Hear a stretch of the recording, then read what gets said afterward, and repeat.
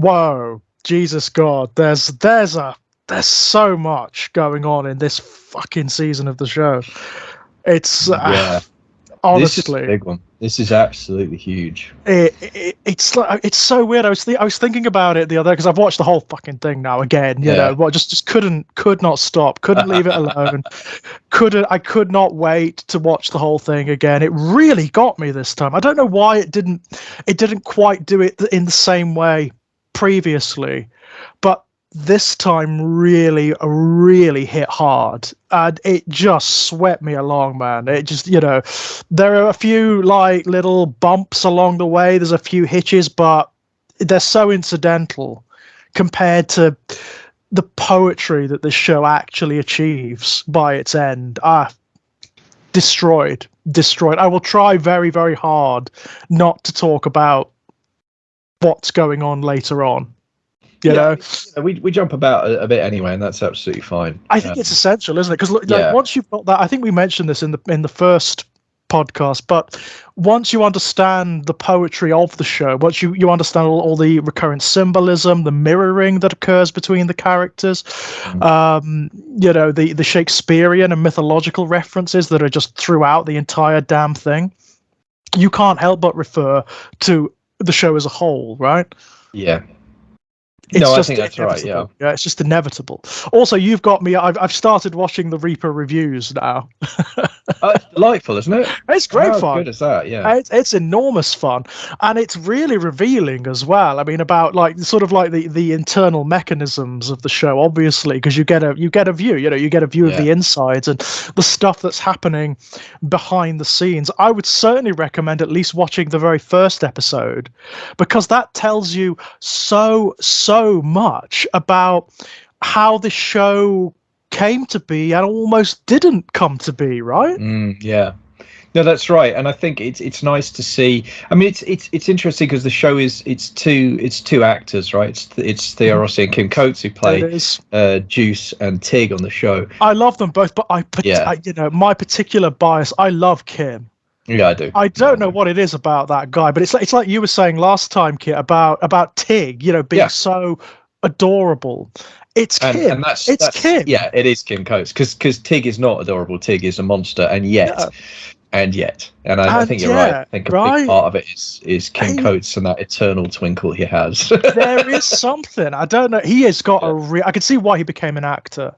Yeah, absolutely. I can see why he was sort of driven down that path, because he's got it, man.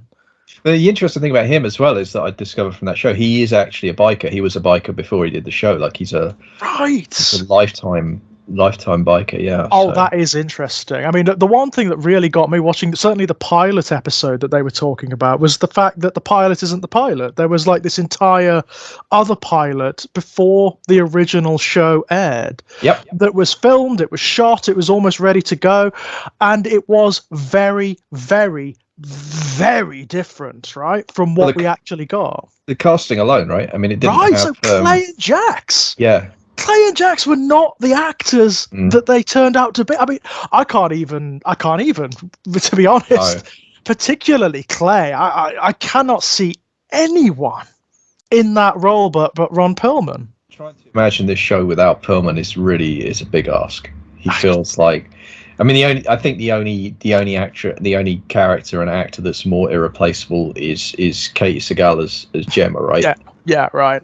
Those are the two, but those are two, like, you just can't, because it is a big cast, it is a big ensemble cast, and you can imagine, as good as the cast is, and they are, I mean, we talked about this in the first episode, they're brilliant. I mean, they're kind of almost uniformly brilliant, which is unusual for a show of that size, but even so, you can imagine with some of the other characters, you could swap the actors out, and they bring something different, but equally good in a different way or something. I can't imagine it without those two. I really can't. And it's kind of bonkers to think that they shot an entire pilot without it's bizarre, right? And Juice, the actor who plays Juice, was talking about how, like, his character, like, the Juice wasn't even in it, right? Juice was an invention later on. The character that he played was a hacker by the name of JD, right? The show was not what it became. Ultimately, it was a very different species of show. I remember his Tig was some dude called Hawk or something. I mean, it was all It was all up in the air. And that character was going to be played by the actor who ultimately played Oh, the leader of the Mayans, right? Right. Yeah. Okay. Alvarez. So, Yeah. Alvarez, yeah. So the whole dynamic of the Sons and of the philosophy of the club was obviously completely. I mean, a hacker character. What? I mean, you get little echoes of that, don't you, in the first season? Because you get those moments where Juice, they give Juice the job of like, right, go and find out what you can online about this, that, and the other. And so later on, you see him in the porn studios that they set up. He's responsible for a lot of like the websites and whatnot. Yeah. So he is the computer savvy one.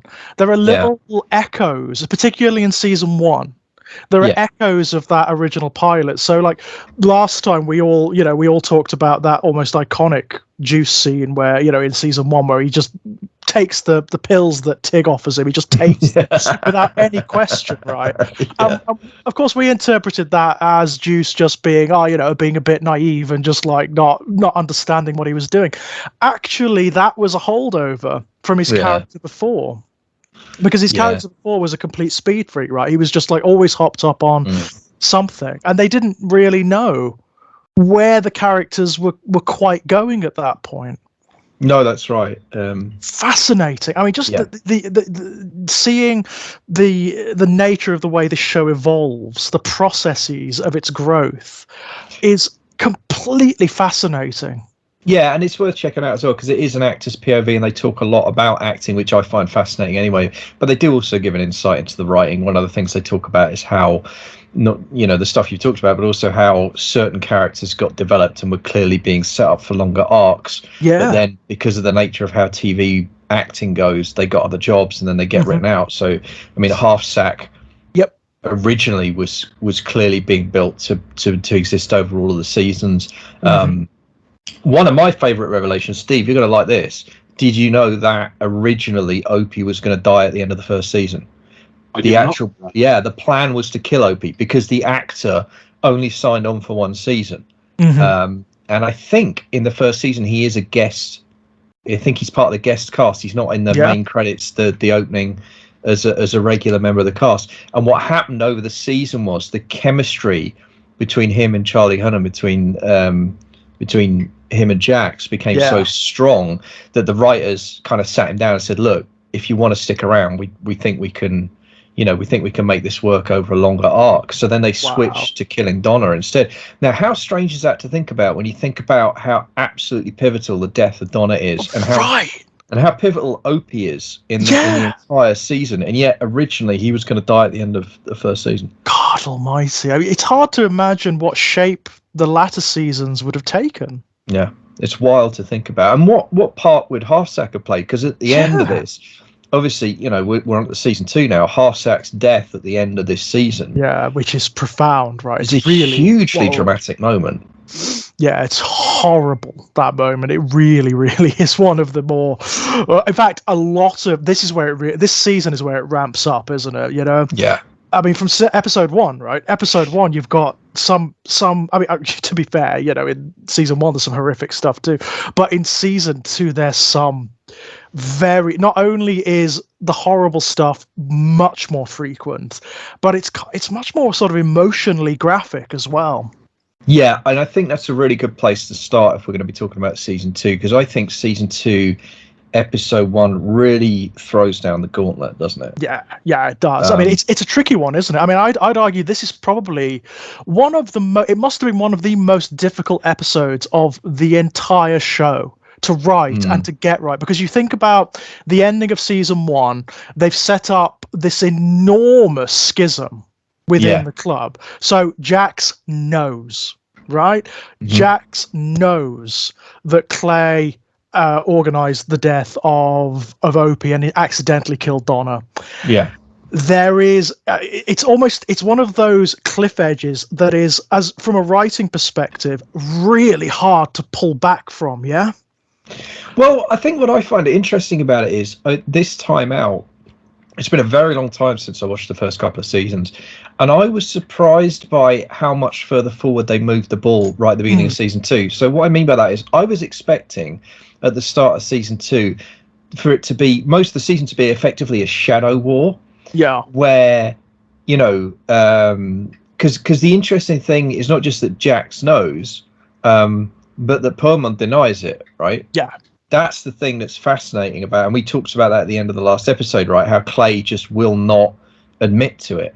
And I kind of thought season 2 was going to be about Jax subtly kind of building an alliance against Clay, sort of almost brick by brick. But what's fascinating is Jax just comes at Clay from the beginning of the season. He's just openly defiant and openly, clearly, basically saying you're full of shit. And what's interesting is Clay kind of stops denying it very, very quickly as well. And it's a very interesting choice between seasons, I think, that they made in terms of the writing to just say, you know what, fuck it, let's just turn it into, let's not have it be this cat and mouse game. Let's just turn it into open warfare pretty much straight away. Yeah, and then you've got the other members of the club who have no idea what the hell is going on, why this schism is happening. They all seem to assume that it's like domestic. Yeah, that it's a father-son thing. I think, in fact, like the characters even say that at various points. Oh, it's a family thing. It's father-son. You know, it's all that stuff. I think you even get some speeches from characters like Bobby and maybe even Tig as well, where they say exactly that. It's a father-son dynamic. It's the push and pull of the prince and the king, right? Well, Jax plays into that. I mean, Jax spins Bobby a line at one point when Bobby's in Karakara doing the books, and he just says, "Look, it's father-son." Bobby actually says, you know, he says it. Jax said, "Have you said anything to Clay?" Bobby says, "Not yet." Jax says, "There's nothing to worry about." Bobby says, "Convince me." Yeah, and Jax just says, "It's father-son shit." Like the mechanism that they use, because I mean, one of the questions that obviously audiences are going to be asking is, well, why doesn't Jax just go into the fucking chapel with all of them and say, this motherfucker murdered Opie's wife, right? You know, this motherfucker. But the reason he doesn't do that is because of the club. Right. Well, that's the other interesting bit of his decision making, which again does happen in season 2, episode 1, and sort of explains it. He has that confrontation with Piney, doesn't he? Quite early on, where Piney's like, Piney's basically like, "What the fuck?" and Jax is like, "This will do." It's his logic is this will destroy Opie. Yeah. If this comes out right now, it will absolutely destroy Opie. But not just Opie. But not just Opie. By extension, the club, right? It's kind of everyone, isn't it? At this point in the club's situation, where everything is kind of unraveling, where they've got pressures from all over the place. They've got new enemies, of course, in the form of Zobel and the white supremacists. They've got internal pressures, financial pressures. I think Clay makes a new deal with the IRA, doesn't he? There's a line several episodes later on. It's within the last 3 or 4 episodes where Jax says to Tara, you know, I can't remember exactly what he says, but something like, you know, would you ever do absolutely everything, lay everything on the line for anybody? Yeah. And she says, yes, for a child. And he says, that's how I feel about my club. Yeah, that's right. Yeah. So you kind of understand, you know, it's a very clever way and a kind of credible way as well of maintaining the status quo without it flying out into just all-out warfare. But you know what's really interesting about that as well? What that tells you is that what Jax is doing, what Jax says to Opie in that first episode of season 2 is actually quite self-serving. He's actually projecting his own need to preserve the club onto Opie. Yes, and that's something you see all the way through, right? It's an excuse that Jax uses. It's an excuse that Clay uses all the fucking time. Oh, I'm doing it for the club. Oh, this club means everything, blah, blah, blah. But when in fact they're acting in actually rather very, very selfish and visceral, emotional ways, yeah? Yeah. No, it's really interesting. It feeds back into what we were talking about last time about the power structure of the club, which is, I mean, you know, last time out I talked about how what I find fascinating is the apparent dichotomy of a radical democratic organization that makes all of its key decisions through democracy and this hierarchical power structure with the president, a vice president, a sergeant at arms, the secretary. You know, these are defined roles which could carry a certain amount of authority and autonomy, and the tension between that. You know, it's almost, it's in one sense it's completely democratic. In another sense, it's almost a military and in another sense, it's got a slightly feudal thing going on. Yeah, I mean, you've got there's a royalty, there's an aristocracy in this club, right? And it's the Tellers, it's Jax and it's Gemma, technically. You know, they have sway in this club that no one else does, right? It is them, but it's also Clay because Clay's first 9. Of course, that's it. The first 9. And theoretically, to a lesser level, Piney. Although Piney is very rarely referred to as first 9, although he is. Yeah. He seems to have somewhat shaken off that responsibility slightly by being kind of like the elder statesman member. Yeah. Piney's so fascinating to me. I mean, I know we talked about him last time, but his arc and the way it develops in this season, I think is really fucking interesting. I mean, one thing we didn't mention last time, he's the only one, I think, whose cut is made of denim rather than leather. And that is I was chatting to a friend of mine about this who knows a lot about kind of biker history. That's a 50s thing, the denim. Right. That was actually what the 50s bikers do. Now, Piney's not old enough to have been a 50s biker, but what that means is when he put the denim cut on as a first 9, he was already making a retro statement at that moment. And you know what I mean? Like, and that tells you something very interesting about his mentality, because Piney is, I mean, I think Piney's actually quite awful, but he's very, very old school. I mean, and that's kind of his defining feature, I think. In this particular season of the show, he's really interesting because you don't quite know how much he knows. He's obviously, by the end of season 1, he's intuiting what's happening. I mean, there's a very deliberate shot of him at the graveside where he sees Jax, and he knows something at least. You know, he is aware of something going on. In this season, what he quite intends to do, you don't quite know until he does it, right?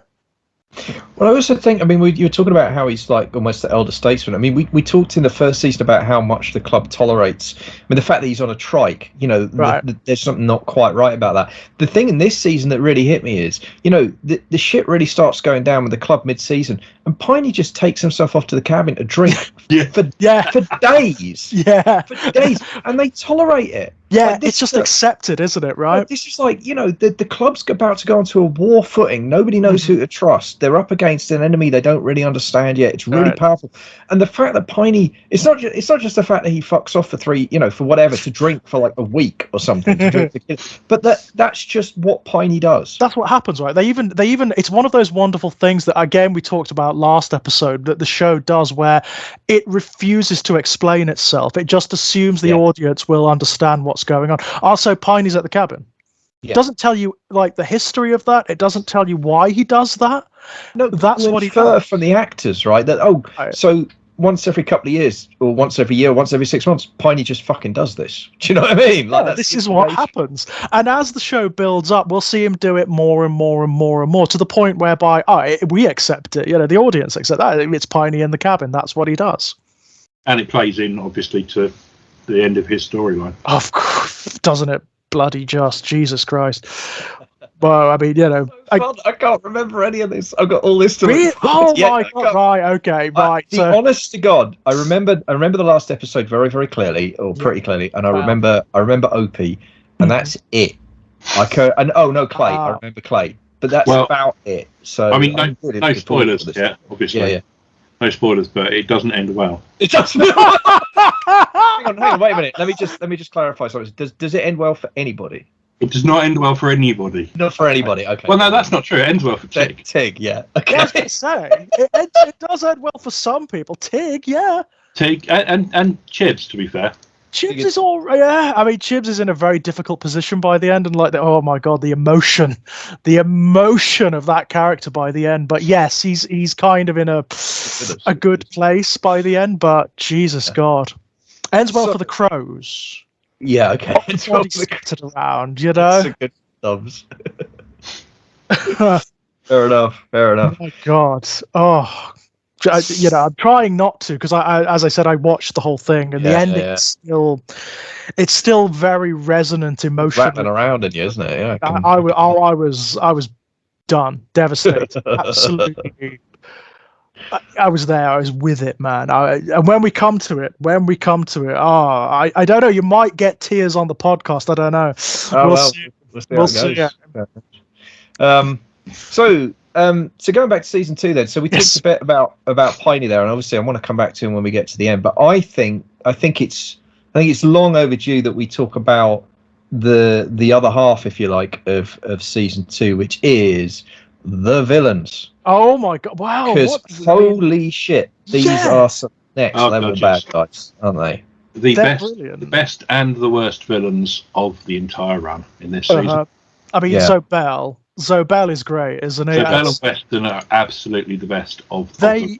like they are, in terms of what they represent, like symbolically, they are like the anti-John Teller, right? Yeah. They are everything that Sam Crow, in its most idealized philosophical form, is established to deny. Well, yes and no. I mean, there are parallels that are interesting that are worth thinking about, because this is one of the things that I kind of started picking out last time, but I want to develop a bit more on this when we talk about this season, because it's pushed right to the center in this season. So Yeah. So the what are they called? The League of American Nationalists. League of American Nationalists. So they are a white supremacist organisation, but also their stated aim in season 2 is actually to push Charming forward economically by opening it up, by getting rid of the biker gang that is effectively suppressing the growth of the town. Right now, we talked about how in season 1 we know that Clay is doing this by blackmailing most of the wealthy landowners to prevent them, which is in and of itself is really, really fascinating. But it occurred to me this time that actually what you've got here, so we talked about how the show last time is clearly not in any way anti-capitalist, but it's kind of anti-corporatist. Yeah. And there's a way you could read season 2 as being the battle of two competing models of capitalism, the Sons of Anarchy model versus the kind of, well, the fascist model, right? Let's be real, that's what it is. But it's interesting how the fascist model is explicitly siding with the town's aristocracy, right? Yeah, it's fascinating, isn't it? So the fascist element is establishment. Yeah. But the two people that they're particularly siding with are the deputy chief and, more importantly, his brother, is right. mayor. Is that right? Or is he... Jacob's running for mayor. He's running. He's not quite there yet. He's on like this town or city council or something, right? Like he's up there somewhere. So he's part of the state apparatus within the town. And of course, what's fascinating about that for me is like actually the historical parallels there are striking. One of the ways that fascism established itself in Germany was it made very determined links with the aristocracy, with old money. It tried to connect it, even though it was kind of contemptuous in a lot of how it felt about that. It linked itself in with those deeply conservative forces, and of course with small business owners. Right. That's the kind of classic, and you see that again with Trump, right? The fact that a lot of the January 6th rioters were not what we would consider to be working class people, but they were. My favorite one was the person who owned a pool cleaning business. I mean, like, you almost couldn't make that up. Someone entirely parasitic on the millionaire class, right? Themselves upwardly mobile, middle class, but small business enough to be vulnerable, right, to economic climate change and stuff like that. Anyway, I'm getting a little bit off, but you see my point. Like, no, I see. Yeah, absolutely. I mean, it's fascinating. All happening here in microcosm, and it all happens in the first episode. And that is just incredible. And what I also love about this is, now again, Hale is one of those characters that I got this from the Reaper reviews. Hale was going to have a longer arc than he does. Right. Hale was not, the actor left unexpectedly because he got another gig. So he got written out. Sorry, you're talking about David Hale rather than Jacob Hale, presumably. Yes. Sorry, yes. Talking about Deputy Chief Hale. Yeah, to be clear, yeah. So he got written out, which they turned into a plus by how they opened season 3. But what that means is that this season really was meant to be setting up a much longer moral arc for that character, which I think is so interesting because his story in this season is really in depth.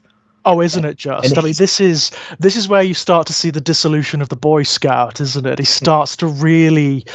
His absolutist morality just starts to corrode in the face of what is happening in Charming.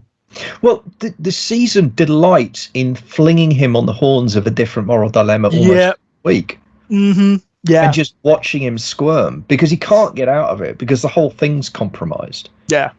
And the way his allegiances shift, the way his decision making shifts. I mean, God, I gotta say, I'd forgotten about it completely. The moment where he blanks Jax on the meth lab, just says, "No, there was nothing out there." Yeah. That's a hell of a moment because at that point, internally within the club, it's really important to Jax that Hale kind of be on side because he's trying to show that he's building bridges with the next generation. So when Hale blanks him and the club know it, it's a major blow actually to the kind of the power play that Jax is trying to make in the club. Yeah, and that sort of almost bizarre form of progressivism that Jax is trying to introduce, right? Right. Yeah, he's a fascinating character. Actually, sometimes it is difficult to determine exactly where he stands. I mean, ultimately, it turns out that he is kind of a straight shooter, right? He is forthright, but there are complexities. I mean, Stahl, for fuck's sake, his relationship with Stahl. Oh my goodness! Is it this season where Jax does walk in on them? No, that was season 1. Is that season 1? Season. Oh bloody hell! Yeah. I mean, his relationship with Stahl is very complex, isn't it? Yeah, but I mean that collapses. Once he realizes that she's responsible, ultimately or partially responsible for Donna, right? I mean that kind of throws that out the window. But again, that's because of that Boy Scout morality, right? That kind of, and yet it's strange that he didn't spot that she was clearly cut from a different cloth from the beginning. Yeah, Stahl is so interesting. Like her interpersonal relationships, you get the impression that she is, if she's not a complete psychopath, she's a narcissist, right? Yeah. And her relationships only exist for functional reasons. So you get the impression the only reason she formulated a sexual relationship with David.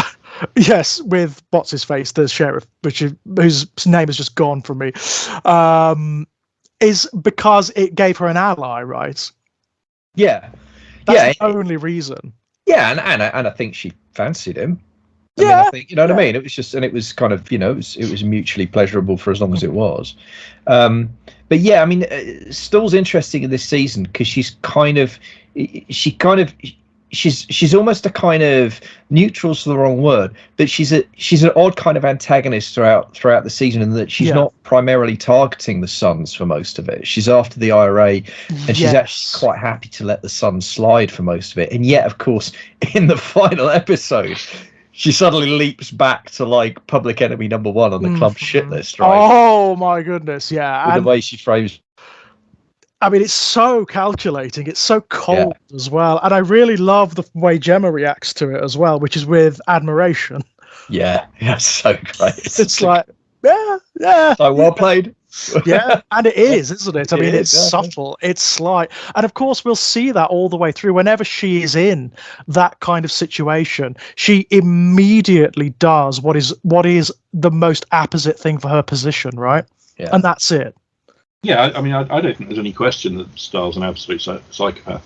Yeah, I mean, we of course later on. When you do come to the later seasons, and when she ultimately turns on her partner, her girlfriend. Oh wow! Yeah, there's no question that she will just do whatever she needs to do in any given situation to come out on top. Yeah, yeah. I mean, that's a shocking moment. If you don't know it's coming. That is a shocking moment. I also think it's an open question, like the degree to which the club kind of drives her crazy, though. And that's the other thing that's interesting, because I don't think she's ever. I mean, she was vicious before, she was calculating before, but I do think something changed. Something changed after that confrontation in the prison, when she actually has her kind of face smashed in. You know what I mean? I think, yes, because I think at that point it becomes personal for her. At that point of season 1, and from then on, I don't know, because there's a slightly unhinged quality to her from then on. Whereas up to that point, I think she's incredibly buttoned down. I mean, she's tough, she's cruel, she's callous, very, very callous. But I think something flips after that moment. I think something flips there. It becomes, I think it is the first instance in the entire show where you see her not in control. It's the first instance where something happens that she doesn't predict and that she cannot control, and it demonstrates her powerlessness amongst her colleagues as well, by the way, which she just cannot hack. That's true. She cannot hack. She comes out of that room shrieking, right? And that is one of the very few occurrences, I think, in the entire run of the show where she displays an actual genuine emotion. Yeah. Yeah, which is rage, right? She is completely locked down, generally speaking. She's on top of everything. She's rolling with whatever comes. There is another circumstance in this season, which is... I was going to say, when OP confronts her. Oh, yes, of course. But that's genuine emotion. She genuinely breaks down and is terrified after that. Yeah. But what's brilliant about that moment, Steve, is that you're right. But what's great about it is she doesn't do it in front of Opie. No, she holds it together until Opie leaves, and then somehow holds it together with a loaded gun pointing at her head, knowing the guy on the other end of that gun is the man whose wife, she is partly responsible for having killed. She effectively engineered the death of, right? And she stares him down and she holds it together. And then when he leaves, and it, again, just as a piece of acting, screen acting. I mean, this show brings out the best in its actors time and time again, I think. Massively important moment for Opie as well, because the way the show frames him and the lead up to that, you think he's going to do it. Oh, yeah. You are totally. He's going to do it, right? And in a way, you're with him, right? In a way, you are with him, because it's like, yeah, she fucking deserves it. There's no inner way about it. Right. But what does Opie demonstrate? He demonstrates not only is he's the better man, right? Not only is he better than her, he's better than Clay, he's better than Jax ultimately. Yeah. Right? I mean, that one's mercy. I want to come back to this because I've got a real theory about Opie in this arc and this season, actually, and I'm kind of I may end up we may end up having a bit of an interesting disagreement about Opie in this one, because I've got some theories. I've got not theories, it's not the right word, but my read of it this time was a little bit different, because I think, oh, what the hell, let's do it now. I think Opie makes a really bizarre moral decision in this season, and that decision to effectively protect the club and defer his vengeance on Clay. I mean, it's clear that he does want to get Clay, right? Because he says that to Jax. He's like, how do we get rid of? We have to get rid of this guy, right? Uh-huh. But it's also clear that a switch kind of flips in Opie at that point, and he decides he's going to play the long game. Because and actually, the not killing style feels all part of that to me. It feels part of that decision to kind of defer vengeance and to play, because it's, I think morally, actually, funny enough, I think morally, as much as I've slagged him off as a character, the decision Piney makes is probably the best one. Just fucking shoot Clay. Just shoot. Yeah, just do it. Yeah. And I love how how much pain and suffering would that have saved if he just did it, right? And I love how Piney does it, knowing, as far as he's concerned, knowing it's going to kill him. Piney knows that this is a life for life, but this is his way of protecting his son, trying to make it right for Opie and get revenge. I mean, for Donna, settle the score once and for all. It's really interesting to me that Opie makes the decision to effectively join Jax on the kind of Machiavellian side of things, and I think morally that's a bad decision. I think, and I don't think it plays out very well for him either. Spoilers, but also I think it's a bad decision on its own terms. Because why does Opie decide to hold loyalty to the club? That's the bit I don't understand. At the point at which the president and the sergeant at arms have murdered your fucking wife, what the fuck do you owe this club at that point? It doesn't, especially if you've made the decision that you want to get rid of this guy. Why, and it's interesting that Opie's decision is to completely separate Clay off from the club. Well, that even though Clay's the president, morally he says Clay is wrong, the club is right. We have to therefore protect the club, and you and I, Jax, will figure out how to get Clay in due course. Well, that is fascinating, isn't it? Because you do see that mirrored again and again and again and again. You see these men lose everything to this fucking club, to their absolute beyond religious zealotry for this club. They lose loved ones, they lose wives, they lose fucking children to it, they lose everyone to it. And yet the vast majority of them still cleave to it in some idealized form. No matter how ragged it becomes, how diffuse it becomes, they do stay with it, or they're drawn back into it. And it makes me wonder if it's not part of the wider metaphysics of the show, that almost like purgatorial thing you have going on, where they can't escape it. They can't, because escaping it effectively means death, and it means moving on to what other plane of existence exists beyond the club, right? I think there's two possible things at play here. Firstly, and this maybe I may be imposing this kind of character action on Opie. I think I probably am imposing it on him, but a death is only lived once. If he can be part of the mechanism that removes Clay from the most important thing in his life, having that power, then Clay suffers a long time. That's a fair point, actually, because like Clay at this point is already kind of dipping into old age, isn't he? And he is actually starting to suffer quite a lot. So the other thing that comes into play is that OP, probably of all of them, would do anything for the club, because the club is all OP has. Yeah, he's got no wife. He doesn't really have children. He says at one point, his children are always better off without him. Yeah. He can't be a father. He doesn't know how to be a father. Another way in which he mirrors Jax later on, but he's actually the better guy. You know? I mean, also mirrors Piney. Yeah. There's a real kind of sense of generational trauma there, because Piney has that wonderful speech where he goes to meet his ex-wife at the in the last episode, and kisses her and says, "It wasn't your fault. I never had a chance to be a mother." Yeah, it's beautiful. Yeah, it's a lovely moment, that is. And again, it's another instance where you see that metaphysics at play. He's come to a revelatory moment, right? A self-transcendence, and what happens after that? He dies. He moves on. Well, he tries to kill Clay and fails. Yeah, as that ends up. He tries to die and fails. And then ends up just back where he started. He ends up back at the club. I mean, that amazing moment where he's walking out and Clay just says, "Old man, don't ever come in this clubhouse without your cut." And that's the end of it. He's just trying to shoot him in the head, and that's his.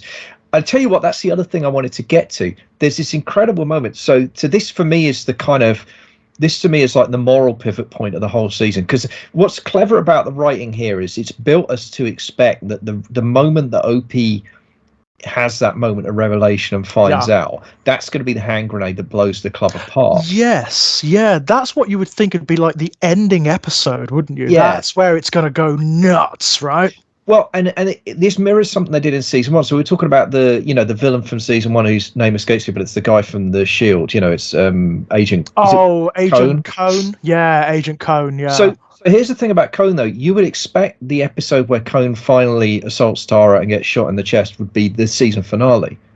That's what a traditional TV show would do with a one-season villain. No, they kill him off like episode 8 or 9. Right. Because this show works on different rhythm. And it's the same thing with the OP revelation, where I would expect that all to come out in the final episode. And maybe season 2 finale is someone, OP pointing a gun at Clay, right? And then maybe it cuts to black and there's a gunshot, and then you find out who got shot in the next season kind of thing. No. This show works in a very different rhythm.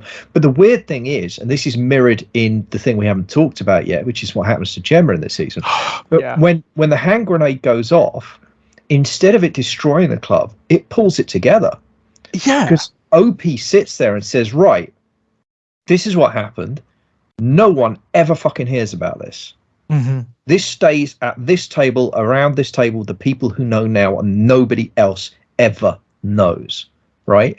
And that shuts the door on the whole thing, but it also binds those people even tighter than they've already been. And then there's a weird moment where OP's almost in charge, because what happens then in quick succession is he says, "Oh, by the way, I've seen Chibs and it looked like he was taking a deal with Stall." So what you're going to do is you're going to let him in here and you're going to fucking listen to what he's got to say, and you're going to believe him. Yeah. Right? Yeah. And in fact, there is a moment where he actually steps up and takes control of the ring. Yeah, that's right. Just after Piney tries to kill Clay. Yeah. It's OP who shouts at him, he says, "Give me the room." And orders them all out of the church. It's so unexpected, isn't it? Even the way that the true nature of Donna's death is revealed is very peculiar, right? Oh God, I love that so much. No, it's brilliant, right? It's brilliant, and Tig is great in this season, isn't he? Like he is. It's an echo of what was starting at the end of season 1 that we talked about, where this guy who has practically felt no genuine human emotion his entire life, no matter how terrible things have got, suddenly can't deal with something that he's done. You see, I think the thing is what I love about this season is, again, it's something we talked about before, where the show is often on the surface it's quite cynical and it will play a lot of things off for laughs, but actually there's a kind of deeper thing going on. And I don't think it's any coincidence at all that the catalyst for this entire second half of the season of Revelations is kicked off by Tig eating peyote that he's gotten from a Native American. I'm serious about this, right? No, you are as a laugh, right. You are absolutely right, but it's so funny the way it's it's played as a laugh in that episode, right? Because they give it to Halfsack as well, and he does that whole thing about the healing mud. But remember, the episode ends. It actually ends with Tig holding a doll, which we know is a source of absolute terror for him, holding a doll and crying and saying over and over again, "I'm so sorry. I'm so sorry." No, you're right. You're absolutely right. He has like that classic sort of doors of perception blowing wide open, Massive. right? And then the next episode, he's still out of it. I mean, this is what I love. Genuinely, I love this because I've never done peyote. I may have experienced other magic mushrooms in the past that are milder, but I've never done. But I know the thing about peyote is it's not just a 5-hour buzz that knocks you off your feet for like 2 or 3 days. Tig is still completely fucked in the next episode, and actually he has that amazing scene. He has that amazing scene with Gemma, and that only happens because he's off his tits. He's still off his. I mean, he walks in and takes a slug of vodka, right? Yeah. It's like 9 o'clock in the morning, and he's trying to drink vodka to level off, right? He's still completely fucked, and he's still in that state when he tells Opie what's happened. And it's like it's like he's gone on his own kind of spirit quest with that shit. Like it has just opened him up, and he becomes just incapable of telling lies anymore. So he has all the, and I love that because like I say, in the moment it's played for laughs, but actually him taking those mushrooms has profound ripple effects for his character, for the club, for the entire. Yes, it's exactly what we were talking about last episode. When we were talking about the way that the show introduces what seem to be jokes. Yeah. And then they have profound resonance. They actually become story arcs later on. Yeah. It's very clever stuff. And the thing is, I'll ding this show every now and then for the plotting. There's some stuff, I mean, like when we get to the Irish stuff, I'm really going to go to town, I can tell you. Having lived in Ireland for quite a while in my life, I'm sort of like, sometimes I'm like, in some of those episodes, I'm like, just fuck off. Yeah. Just stop it. But... But what I think it does well at moments like this is that's actually that particular thing that we talked about there. There's a psychological realism to that. Yeah, absolutely. Really is. There's a great moment after this between Tig and Clay. Yeah. Where Clay is a father, right? He's doing the Gemma thing, but in a paternal way. Yeah. Yeah. And he says to Tig, I didn't think about you. Yeah, that's season 1, but that's a wonderful season 1, is it? Yeah, it's at the ranch. It's beautiful. It's where Tig breaks down, right? Tig breaks down. It's beautiful. Yeah, I love that moment so much. And the male intimacy, this is something that you get throughout this actually. This big, very sort of hyper toxically masculine group has these strange male bonds, right, where there is physical intimacy and there is a breakdown of barriers between them. It's very, very interesting. Yeah, and they don't. I mean, I think there's more of that in this season. They hug more in this. I mean, the man hug stuff's one thing, but they kiss each other as well. They kiss each other, and they say that they love one another. There's something very attractive about that. I can see the appeal of Sam Crow. Yeah. In that, no, absolutely. No, I get. I'm not talking as a gay man. All right, I'm talking as just a guy. Yeah. I didn't think you were. There aren't many attractive guys in Sam Crow. That's put it that way. There are not that many, unless you're into like the really sort of tectonic face thing, But some people are, Yeah, no, it's fine. No, I'm sure Ron Perlman has his fans. I'm sure there are websites. All right. Yeah, I bet he does. I'll bet he bloody does. But to go back to the villas, because we started talking a bit about Zabel, and I want to, I love the small businessman. Also, by the way, one of the things that took me, I think, a third watch to realize is, so I was building in my mind this thing about like Zobel's story arc beyond a certain point kind of stops making sense, and I was starting to get a bit frustrated. So his initial tactics against Sam Crow are sound and they make sense, but then at a certain point you're like, why isn't he applying pressure anymore? And then of course I realized, and this is clever writing, the reason is because he was a fucking FBI informant the whole time. Yes, right. So he's not playing the game you think he's playing. It's a bit of a shocker, isn't it? I mean, I don't know why I forgot that. I completely forgot that. So when this came around this season, I was like, what? Yeah. What? And it's such a great twist because it actually makes sense of what otherwise start to feel like plot holes in terms of his behavior and in terms of what he's trying to do. And then you realize, oh no, fucking of course. Yeah, he's got immunity. can do what he wants, you know. It also makes sense why he's involved with the white supremacists, right? Which, you know, you could sort of take that before you even realize that he's an FBI informant. You can take that as, oh well, he's just using them, right? He's using them for muscle, for power, etc., etc. Actually, he's doing what FBI informants do. He's like playing multiple different games at once that the FBI can capitalize on. Just feathering his own nest the whole way through. So of course he is actually completely amoral. He doesn't actually believe in any of it, and that makes the contrast between him and Weston so stark. Because oh, by the way, can we just take a moment to appreciate the fucking glory and majesty that is Henry Rollins as a fucking Nazi? As I mean, like, fucking Nazi. This is something consistent in this show. Actually, it delights in like casting people who are really shocking in the roles they play.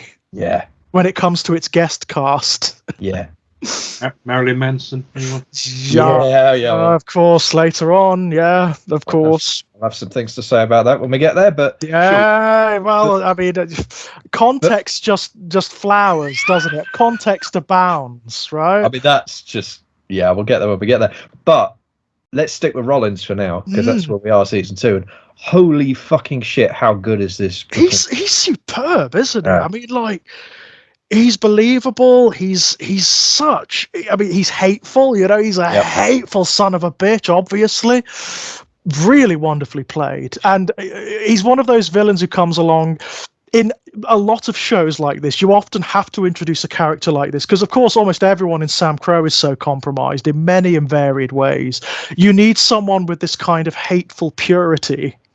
Well, I was going to say yes, because as much as he is hateful, the other thing that I think is absolutely fascinating about the character, and I think it's the key to how Rollins does such a good job with the performance, is that he's also completely absolute ideologue. He is completely convinced of the morality of his position. He's more black and white than anybody. I mean, pun not intended, but you know what I mean? Like, his morality is more absolute than anyone else in this show.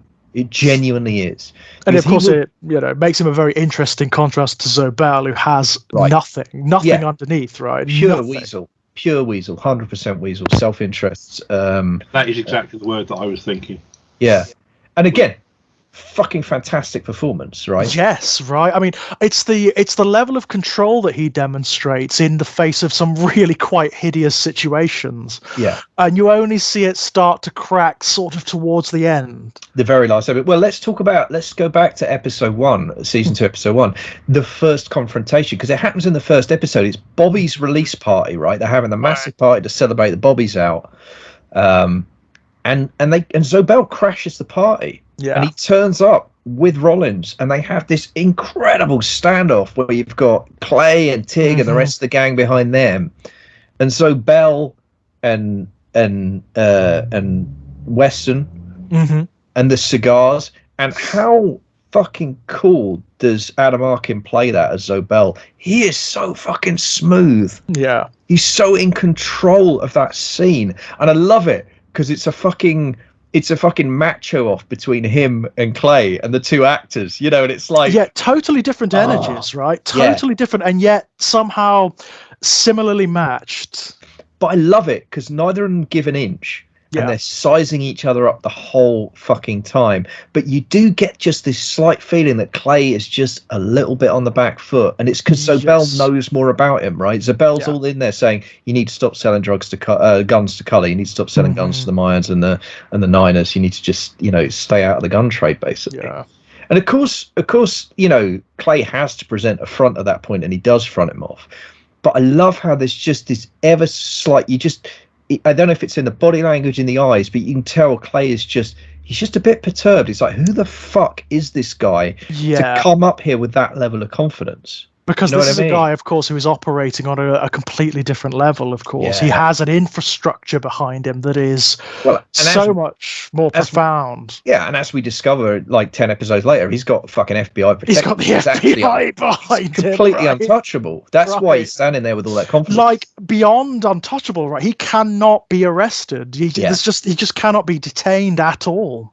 But also think about how that scene sets up this incredibly awful precedent by it has the moment where Gemma arrives while they're leaving, walks past Rollins' character, who bumps into her and says, "Excuse me, Mom." And she sees the tattoo and she hears the voice, and that's going to come back by the end of the episode. But then also Gemma goes up to Clay and says, "Who are those guys?" And Clay says, in one of the most in one of the most wrongest lines he'll ever say in the entire 7 seasons of the show, he says, "They're nothing to worry about." Yeah, right. And that is just brutal writing. It's actually really clever what they're doing, certainly early on in this season, because, of course, at the end of season 1, Clay is absolutely the villain, right? Clay is just what you hate. And you'd think leading into season 2, that's what it would be. That would be almost the exclusive dynamic of season 2. But it's just not. It's just not. It has to establish that there are other villains, there are other complexities here. So in a standoff between Zobel and Clay, I'm kind of going with Clay, to be honest. Yeah, and again, I mean, it's something we went off in a different direction, but just to bring it back, and we're talking about the League of American Nationalists as a. I mean, they describe themselves as a separatist movement rather than supremacist movement, but that's, I mean, this is it's tomato, isn't it? It's shit out of pepper. I don't give a fuck. Fascist, a Nazi fascist, fascist. You kind of don't get to self-define as far as I'm concerned if you're a Nazi. That's if it goose steps, like a Nazi, it's a fucking Nazi. I believe in the right to self-definition for everybody except Nazis. If you're a Nazi, you're a fucking Nazi, and you don't get to pretend you can pretend you're not if you want, but we know what you are. But I think that it is again. Let's not forget, the Sons of Anarchy are not a Nazi organization, but they are a racially exclusive organization. Right. It's not explicit at this point, is it? No, we don't know that. We don't know that yet. But it will become that. And of course, hindsight being 2020, wider context, we know that later on, Jax will side with the white supremacists, right? Just to get his own way. Started. Yeah. Possibly one of his worst life decisions ever. A man not short of bad life decisions. No, let's face it. so we've kind of danced around it, but I think that kind of takes us to the closing of season 2, episode 1, which is one of the toughest 5 minutes of television. Again, in a show not short of. It's pretty shocking, isn't it? Yeah. It's pretty damn shocking. I mean, it's. You don't, if you don't know any better, you actually don't think it's going to go there. You think maybe they're just going to scare her. Yeah, maybe beat her. Yes, even that maybe. But it does go there. And the fact that it's Gemma as well, it breaks the character down. And yet it breaks her down, absolutely, but it also demonstrates what a fucking baller she is, because the way she deals with it. She's emotionally in a state, but she's still pretty fucking strong, isn't she, this woman? She's amazing. I mean, we said earlier, we talked about season 1, you could argue that Gemma's the central character of the show, and I think that's still true. I mean, interestingly, the actress won an award for this season. I think it was the Golden Globe she won for this season.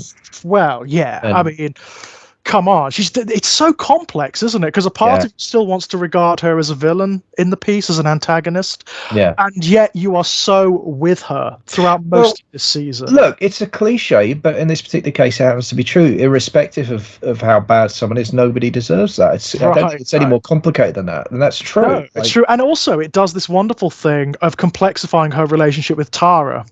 Tara's probably one of my favorite characters in the entire thing. I love the ruination of Tara. I think it's great. And you start to see that here.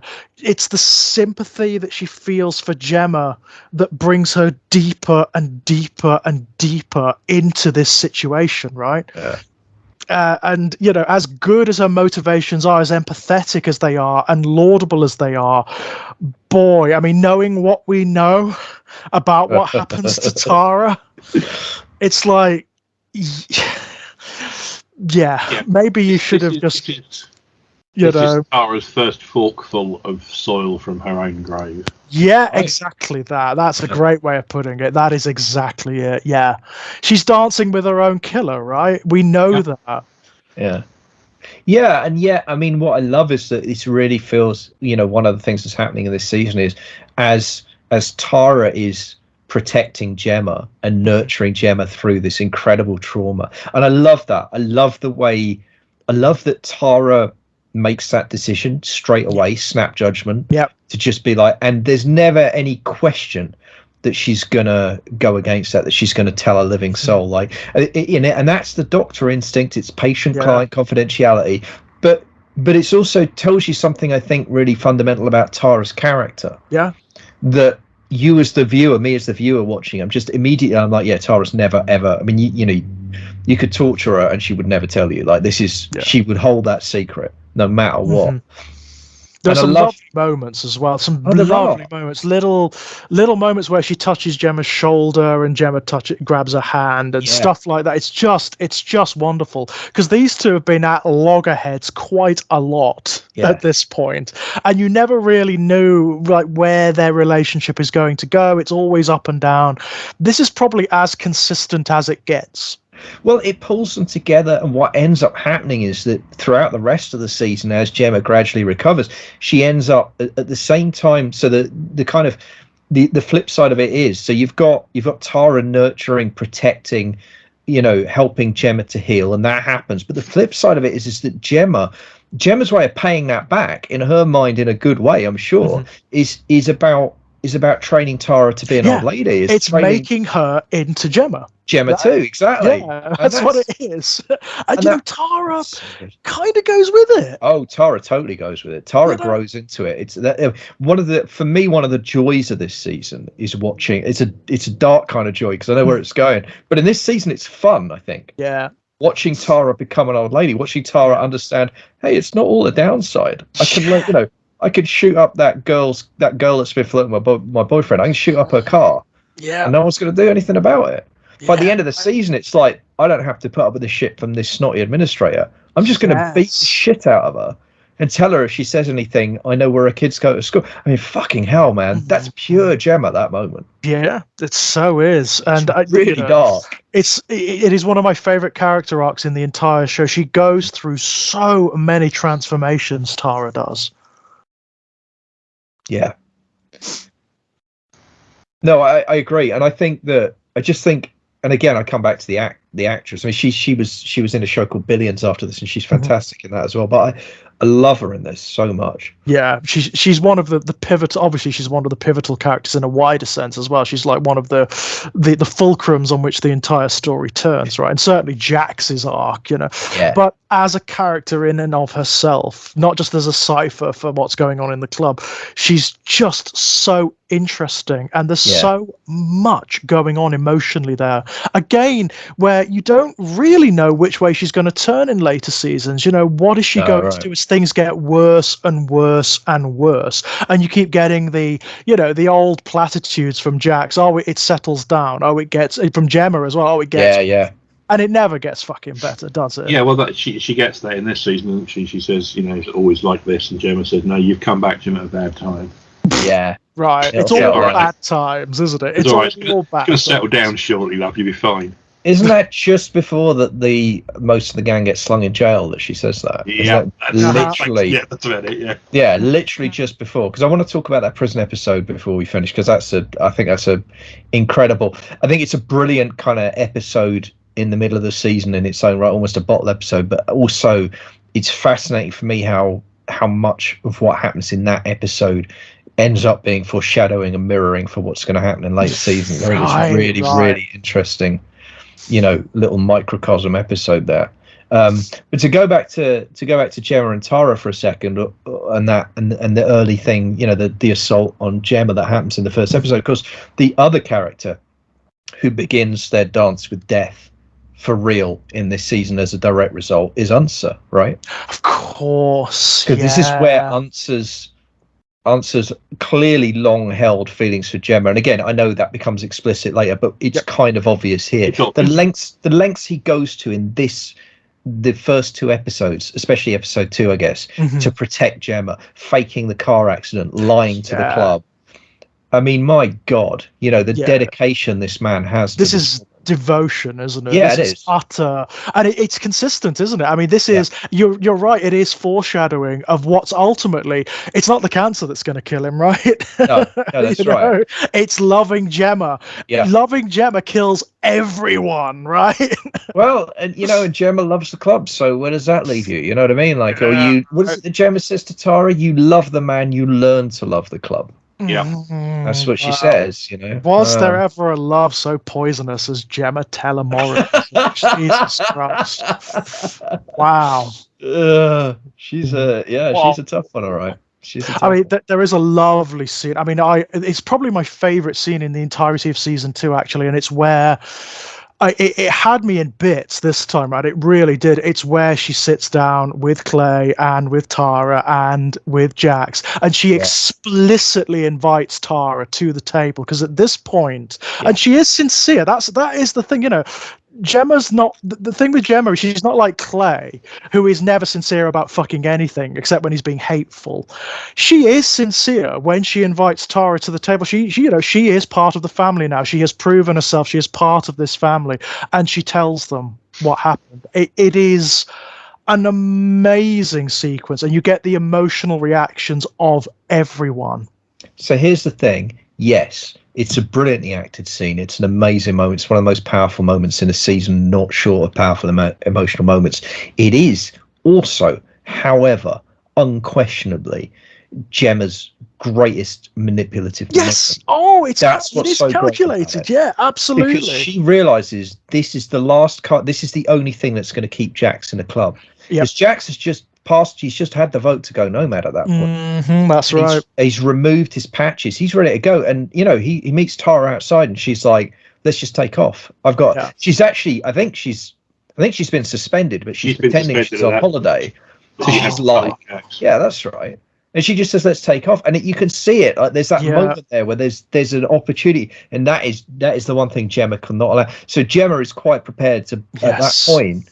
To bare her soul, to put herself on the line emotionally, to keep the club together, to keep Jax, right? To keep her boy, right? To keep him under control. It's so extraordinary. It's so powerful. It's good stuff, right? It's brilliant, because it is both reads are completely 100% true. It is totally emotional. It is really powerful. It is also 100% calculated. Yeah, it's true. It is absolutely true. There's talking about Tara's relationship with Gemma, or more to the point, Gemma's relationship to Tara. Yeah. There's the point in the finale where Gemma is going after Holly. Oh God, yeah. Yeah, right. House. And she sends Tara away, and she kisses her, and she says, "I'm glad you're with my son." Yeah. And I watched that, and I thought, that's Gemma accepting her.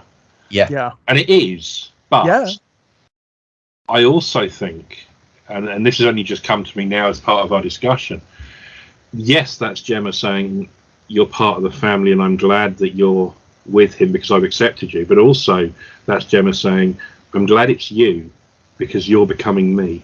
Yeah, absolutely. Exactly that. That's it, isn't it? I mean, she doesn't. She talks about family all the fucking time. That's not really what she wants, is it? She doesn't understand what family really is. She doesn't understand what love really is. She wants dominion. She wants control all the time over everything. She wants people to be little dolls and little puppets. And to take what you said a step further, Steve, you've got to understand, in that moment, Gemma knows there's actually a non-trivial chance that that's the last thing she's ever going to say to Absolutely. Anyway. Yeah. So she, part of the calculation is, if these are my last words, what is going to bind Tara to my boy and to that club and to this, so it's absolutely.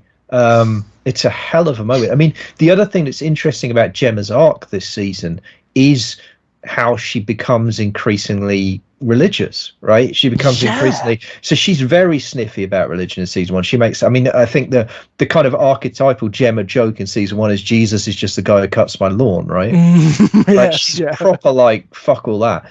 And season 2, again, partly it's just partly because of the trauma she's been through and the circumstances, but she becomes, I think, like curious, questing. She's not. I'm not saying that it's a straight conversion. It's not that simple, but You can see that she's asking questions about faith. She does start. She's seen reading a Bible. There's an amazing scene in the church where she talks to the little girl who was assaulted in season Kristen. 1. Yeah. Oh, and that is an amazing scene because you can see in Gemma there, she's realizing, in that season, she kind of exploited that kid's grief really to get the information she needed. She said she thought she was doing it for the kid's own good as well, but fundamentally she needed to know who'd done the assault, so that's what she did. And like seeing her in that scene, that again the acting's phenomenal, but you can see the recognition on Gemma of like now she knows what it's like from the other side of that conversation. And yet she still plays Tristan in that. Yeah, she still plays though. That's right. Because the whole point of that conversation with Tristan is to get Tristan on side so that her old man will stamp up the bail. Yeah. And it fucking works. And the thing about it is what it tells you is like there is no. It's not that Gemma doesn't feel pain. She absolutely does, and she really suffers in this season. She absolutely. But there is nothing she will not weaponize, including her own pain. There is nothing in that sense. There is absolutely nothing sacred. No, you're she absolutely right. Exploit. It's just it's everything, isn't it? Pain, love, motherhood, everything is an instrument. It's a weapon for her. It's not insincere. No. But it is weaponized. But what I love about Gemma's pathology is it's like she both does and doesn't understand exactly what she's doing. It's it's almost like she's operating on 2 levels at the same time. Yeah. Because you're right, it's not insincere. That's the genius of it. She doesn't do, she's not ever moustache twirling. She doesn't ever turn the camera and drop the act and wink. No, she's more emotional than that, isn't she? She's more driven by emotion. And of course we see that, come to a head, as it were, in later seasons. Yeah. But even in this, I mean, the fact that she goes after the girl at the end, I mean, that's not really the smart play, but she's got to. She's compelled to, But that's Gemma. That is Gemma. She does that. You see that last season where she smashes Cherry in the face with a skateboard. That's right. Yeah, of course. She will act on instinct. Yeah. Well, there's that hilarious line with the homeless woman in season 1 where she says, like, I can't hold down a job. I've got a mental condition. I'm prone to rages or something, or and Gemma's like, that's not a condition, that's just being alive. Like like that, like that's my life. What are you talking about? And it is amazing, isn't it? I mean, like knowing what you know after watching seasons 6 and 7, coming back and seeing just how much of the damage and chaos that's caused is a ripple effect of something Gemma does or says. Oh, absolutely. But the other thing is, like, again, we were talking about earlier about psychological realism. For me, that's the psychological realism at the core of Gemma. If you've ever had the misfortune to have a genuinely kind of narcissistic, manipulative person in your life, they are like that. You can never see behind the mask, because it's never quite clear if the mask actually is a mask or if they really believe they're bullshit. Like, they're always operating on those 2 levels at once. Yeah, and it can be really confusing, can't it? Like, to someone who doesn't experience that, it's baffling and fascinating at the same time. Well, I find, like, if you experience that with someone in your waking life, it's a bit like a rotten tooth. You know how you can't quite stop. Yeah. You can't stop your tongue returning to it, can you? Even though it hurts, And I just think, the fact she's positioned herself absolutely at the center of this club. Yeah.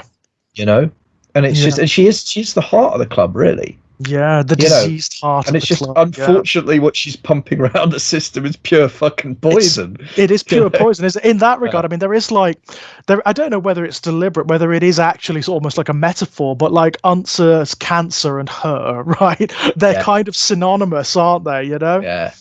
No, I think that's a really good take. Yeah, she kind of is. She is like the personification she's like the cancer for everyone. Yeah. Right? Everything she touches becomes diseased. Yeah. And yet, again, in this season, she displays extraordinary courage, extraordinary strength. Yeah. She experiences enormous pain. And I love the deterioration of the relations between her and Clay over the first 3 or 4 episodes, because it's so, again, psychologically real. It is real, and Clay's reaction to it as well, because he doesn't know what is going on. You know what I really love about that is how I love how he plays it, where, again, a lesser actor would be much more callous about it, but he's genuinely upset because he does love her. And he just does not fucking understand why they don't have a physical relationship anymore. Like, he just doesn't know, and it's tearing him apart. You know, it really is. And it's, you know, yes, of course, he's got that male ego that's upset and feeling rejected, but also this is the woman he loves. Yeah, and she kind of misjudges him as well, doesn't she? In her, you know, emotional fraughtness, she misjudges him. She says that she doesn't think that he would want her. That's why she's denied. She doesn't, you know, she feels soiled because of what happened to her, and she feels that he wouldn't want her anymore. And he does. He absolutely does, right? And again, I love that moment where it's a product of the mushrooms, right? Tig has that encounter with her. It nearly, I mean, goes down to the. By the way, interesting thing about that scene. This is from Reaper Reviews. So this is totally true. Kim Coates read that scene, and he got about halfway through it, and he called up Kurt Sutter, and he's like, "I'm not doing this." Really? Wow. And he actually went into the office and sat with Kurt, and he was like, "I'm not doing this. I'm going to quit the fucking show. There's no fucking." Wow. And Kurt was like, "How far did you get?" And Kurt was like, "Do me a favor, just sit here and just finish the script. Just read the rest of it, and then we'll talk. You know, I'll talk as long as you want." And by the end of it, you know, he was like, "Yeah, all right, all right, I'll do it." But you know, you can see why. You can see how he must. You know, if you get to page 7 of that script, you're like, "What the fuck?" Right. But again, you know, Tig's in that revelatory space. He's in that unusual space. But what I love is how it comes back at the end, and Tig is the one who puts his arm around Clay and says, "She thinks you don't want her anymore." Yes, And it's, God almighty, it's so powerful. There's so much going on there as well, driven by that peyote and by Gemma's, you know, fraught condition, because he is another one of those characters who's expressed absolute adoration for Gemma, right? So it just comes to a head there, right? Yeah, and again, he's just, because all of his kind of psychological and emotional, you know, whatever, like all of his, it's all just loose. You know what I mean? Like, all the stuff that you normally keep under lock and key and batten down, all of that shit's loose because of the hallucinogens. Like, he's just not. He's totally discombobulated. He's totally afloat. Yeah, and all inhibitions, of course, just gone. Exactly. And I mean, Tig is not a man whose inhibitions we really want loosened. No, not really. I mean, lest they fall off, right? Because let's not forget, in this season, this is a guy who at one point gets in a bike accident and then gets picked up by a bunch of people and taken, and he's going to be taken across straight lines because of something involving indecent exposure and a cattle truck. Yeah. Okay, that's like, we are spared the details, but it's Tig, right?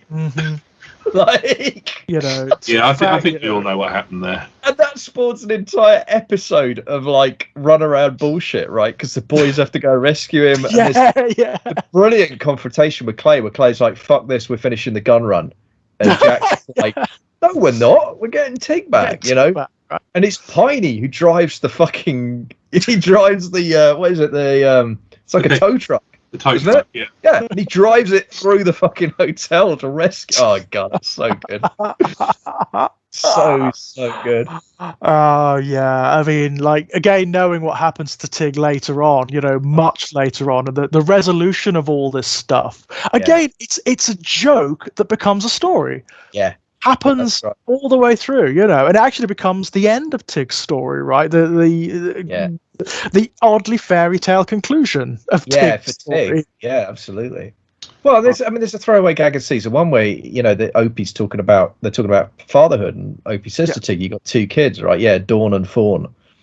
And that's clearly a throwaway joke, but by the end of like season 4, it's not a fucking joke anymore. It's fucking nuts. It's like Christ. It's a source of like some of my like richest nightmares and trauma. Yeah, you know, in a show not short on traumatic images, right?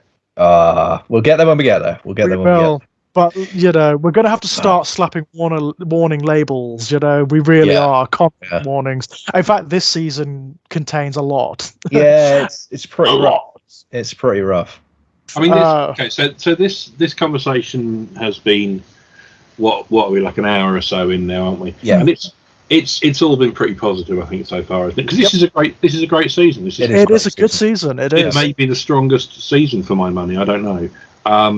Anyway. And it's all been very positive, so I'm going to fuck that now. And I'm going to fuck that by saying one thing. Jimmy fucking O. Titus Welliver and his Irish accent. Yeah. Causes me physical pain. This is gonna, and you know what? It's a marker of things to come. Yeah, tragically. Sadly, it is. Yes, it's a marker of things to come. If there's one thing I would excise from this show, if there is one thing, it's the Irish connection. I mean, I did this. I did talk about it in the first episode. You did. The business model is bullshit. It's complete. Makes no fucking sense. It's complete wankery. And later on, when it actually goes to Ireland. Yeah. See, I like the idea of going. The idea is great. Idea's great, but I think the thing about the accent is it's not that. Okay, stick with me for the first half of the sentence because I promise I am going to land this. All right. It's not that it's a bad Irish accent. It's that it's every single Irish accent at once. Yeah. That's the problem. Yeah. This is an accent. Yeah. Where is he supposed to be from? Is he from Cork? Right. Is he from? Where is he from? Yeah. Is he from Inch? I don't know. Is he from Derry? Is he from Dublin? Is he from Derry? And the answer is often all five in the space of a single sentence. He's from everywhere. And it's just, and that's the thing, right? It's like, in the same way that there isn't, there isn't a generic English accent. There's like, God knows how many, like 2-3 dozen regional English accents, all distinct, all that we know. Ireland's exactly the fucking same. Absolutely. But they just couldn't pick one. It's just like, decide he's from somewhere. Get someone from there to talk. No. Instead, it's just going to be, this syllable is going to be Cork. That syllable is going to be Dublin. It's just like, fuck's sake. For a show that has such fidelity with a lot of what it does to like these very obscure cultures, like biker culture, right? The stuff it does with Ireland and the Irish is really strange a lot of the time. And here's the thing, right? Charlie Hunnam, who plays Jax Teller, is from fucking Newcastle. Right. Okay. And his California is flawless. Right. It's so good. It's so good. Like, I know he's from Newcastle, and I just can't tell because he put in. I mean, it's something they talk about in the podcast, like the amount of work that guy put in. Yeah. On that accent, and it fucking shows, man. Pays off, right? There, it's amazing because he is just one of the boys. There's no distinction whatsoever. No, you wouldn't know, would you? You would if you wouldn't be able to tell. And think how tough it is to sit in a room and have to do. If your natural accent is Newcastle, you have to do an American accent, and you have to do it with the most Scottish man in the world. Yes, also in the room. Like that is a fucking achievement for the age. I mean, he should have got an award just for that, right? Yeah. And being able to stand up at the same time, let alone put in a genuinely brilliant kind of TV acting performance. So there is no fucking excuse whatsoever for what is happening. Irish, is not. Just appalling. For the you're always after me, Lucky Charms accents. Yeah. Do you know what I mean? This is a great screen actor, right? I mean, this is fucking Bosch, right? And like, what? And you kind of like, it's that kind of thing of like, how did nobody know this was bad? Right. There is something you just have to like do with this show, which is when the Irish elements come up, you've got to grit your teeth and get through them. Get through them, and the rest is gold. The rest is great. Contrary and say I don't mind the first half of season 3 when they're in Ireland. I don't mind it at all. Right. It's just Titus Welliver that I've got a problem. You just have a real issue. It's just his accent. I don't mind the Irish storyline. I mean, you're absolutely right. The IRA connection makes no fucking sense whatsoever. It does not. As we discussed last week. Yeah. Last time, whatever. It makes no sense. There's no logic to it whatsoever. But I don't mind the Irish storyline. It's interesting. It takes the action out of Charming for a little while. It's a little switch up. It's just Jimmy O. It is just Jimmy. Although I mean, bad, I will say, and again, we'll talk about it when we get there. But he is worth having for his ending. Yeah, his ending is beautiful. It's good. It is a good ending. because, like, I mean, it's interesting, isn't it? One of the things we talked about last season is how this is the show where no good deed goes unpunished. Mm-hmm. And we were talking, I think, primarily then, I think, about Otto. That was in the context of Otto, which, yeah, absolutely. And we haven't mentioned that. Yeah, he has another good season. Otto doesn't like Otto's elevator ride down to hell hits goes through another couple of floors, doesn't it? I haven't watched all of the Reaper review. I mean, I'm only on season 1 of Reaper reviews yet. So Right. with regards to Otto, I don't know. Did the writers just decide at one point, okay, we are going to deliver this guy through every level of Dante and hell we possibly can? Bear in mind, Otto is played by the showrunner. Otto is the writer. That is the writer. That is Kurt Sutter. That is the show creator and the principal. I mean, he wrote the vast bulk of the episodes, or co-wrote, between the two, and directed a lot of them as well. Yeah, so he delivered that to himself. Yeah, there's a masochism inherent. I don't know what the fuck that says. I don't know what that says about this man's psychology. I don't want to know. This season for Otto is nothing. When you know what's coming later, it's nothing. Oh, sure, yeah. What he does this season is lose his one good eye and has his wife beaten to death. That's all. What's an eye, right? What's an eye and an old lady in the grand scheme of things? And that's the thing, is that you think, like, well, he can't fall much lower after this. That's about as bad as it gets, surely. Yeah, no, this is just an opening gambit for us. Yeah, no, absolutely. This season really is it's the oh my sweet summer child moment, isn't it? Yeah, I would say much so. So brutal. There is a sequence. I mean, I know we'll get to it when we get to it, but when Clay sees him at the end of one of the latter seasons, and Clay's reaction is just Jesus. Well, it's also like, again, not to do it before we do it, but my memories at that moment, part of what's going on in Clay's mind is like, shit, I'm next, right? Yes, that's really like, there's a ghost of Christmas future that I really fucking see. Like, oh shit. Exactly that. And as the viewer, you're sitting there going, they're not going to do that to Ron Perlman, surely, to goodness. This can't be. This cannot be. But anyway, yeah, we'll get there. But to go back, you're absolutely right about that, because he is, of course, the other thing that's never really mentioned about Otto as such is that Otto's also first 9. Yeah. Right. And he is a direct precedent for Clay. Yeah, that's right. Yeah, because he's a contemporary, right? Yeah. They're part of that club. Yeah. And I really love the fact that I don't think we have any hint really of what happened to the other 4 or 5, however many it is. So we've got Clay, we've got Piney, Otto, JT. Yeah. And your man in Belfast. Yeah, the guy in Belfast as well. So there's 4 that we just know nothing about at all. Yeah. I'm assuming that Clay killed them.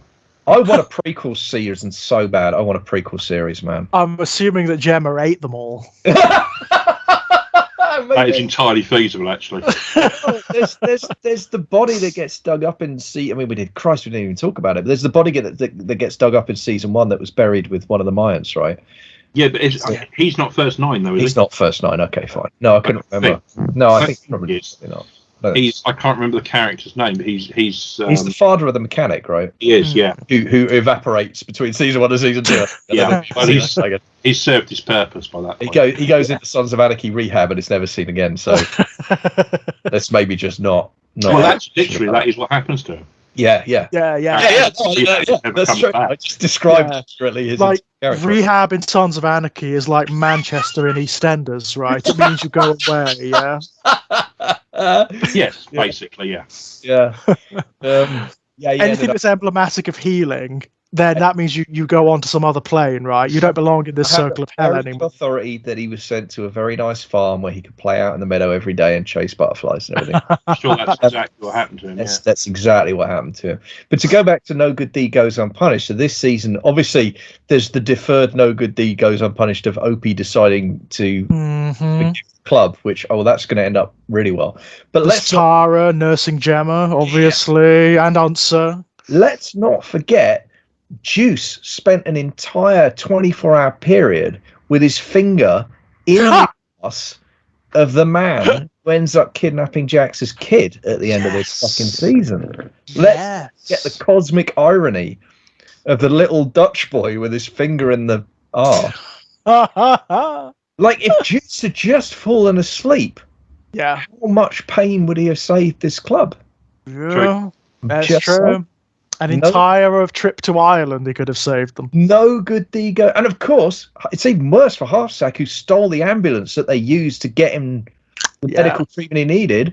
Fucking ends up getting stabbed for his troubles.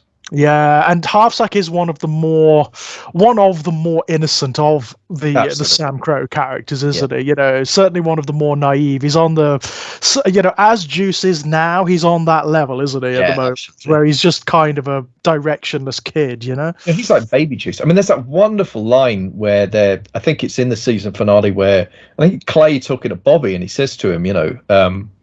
He says something like, you know, how long's the kid got left? And Bobby's like, I think he's got about a month left before his patching in vote, right? Yeah, right. And he says, what do you think? And I can't remember which one of them is. I think it's Clay who says, you know, maybe only one nut but plenty of balls or something like that. Half a sack but a whole lot of balls. Half a sack but a whole lot of balls. There you go. Great line. Delivered as only Ron Perlman can, obviously. Yeah, you know, But I love that. So, like, he's just reached that level of acceptance, hasn't he? He's just reached that point. And he has. I mean, he does some fucking crazy shit for the club this season. And he is starting to get his shit together as well. There's less of that kind of goofball, you know, steal the ambulance, dig up the dead guy, leave the head of the deer under the pool table shit that was in season 1. I still love the steal the ambulance thing. Oh, it's so cool. It'll never not be funny. But I love, like, he's just so, and again, it's the show, you do wonder, like, you know, it's an interesting thing to think about. What did Sutter have in mind? Yeah, for the character. Who would he have been? Yeah. He would have got patched in. Incidentally, by the way, one of the things we talked about last time, you know, we were talking about how some of the votes are majority, but some have to be unanimous. Mm-hmm. And Steve, you mentioned a mayhem vote, which comes up in a later season. Also, we learned this season though that the vote to go Nomad has to be unanimous. If you want to leave the club, it has to be unanimous. It has to be everyone. It's not just Nomad. It's any kind of charter move, because we'll see Kosick. Yeah. Trying to patch in at Sam Crow, and Tig being the one holdout that won't let him. Of course, yes. What I learned later from the Mayans, I don't know if it comes up in Sons of Anarchy, is actually for a prospect to get patched in, that has to be unanimous as well. And I think that does happen at the end. I think at the end of season 7, I think a prospect does get patched in, and it is a unanimous vote. It has to be. That's right. Yeah, that's right. Yeah. So that's really interesting. So there's also that thing of, like, they're kind of sounding each other out about the vote in a month's time. Like, is anyone going to not vote for Halfsack? You know, is anyone going to vote to keep him out? Thing. So I think that's, you know, that was interesting to me. But yeah, it's just, and again, what I like about it is, you know, I know now that the actor left because he got another show. So they wrote him out. But I kind of can't imagine him not dying at the end of season 2. It feels right, doesn't it? It actually feels like something that was intended. Yeah, that was dramatically appropriate, and it feels very thematically resonant. Yeah, it does. You know, the other thing I think about Halfsack's death, which I really picked up on today, is, I mean, it's far from the first death we've seen in the show. It's far from the first emotive death we've seen in the show, but it's the most intimate death we've seen. Yeah. He doesn't get shot; he gets stabbed, and he gets stabbed right up close and But also, yes, all of that, and also it happens in fucking Jax's home. Mm-hmm. It happens in front of Tara, and the baby sat and the baby as well. I mean, the stakes and the tension at that point are just so through the fucking roof. Yeah, you know, it is just. I mean, that it's funny. I've seen that. Obviously, I rewatched the finale. You know, I watched the whole season. I watched it twice, and then I rewatched the finale one more time. And that scene, no matter how many times I got to it, that scene did not get any easier to watch. The tension is so palpable, and it's because all of the actors in that scene are absolutely out of their fucking skins.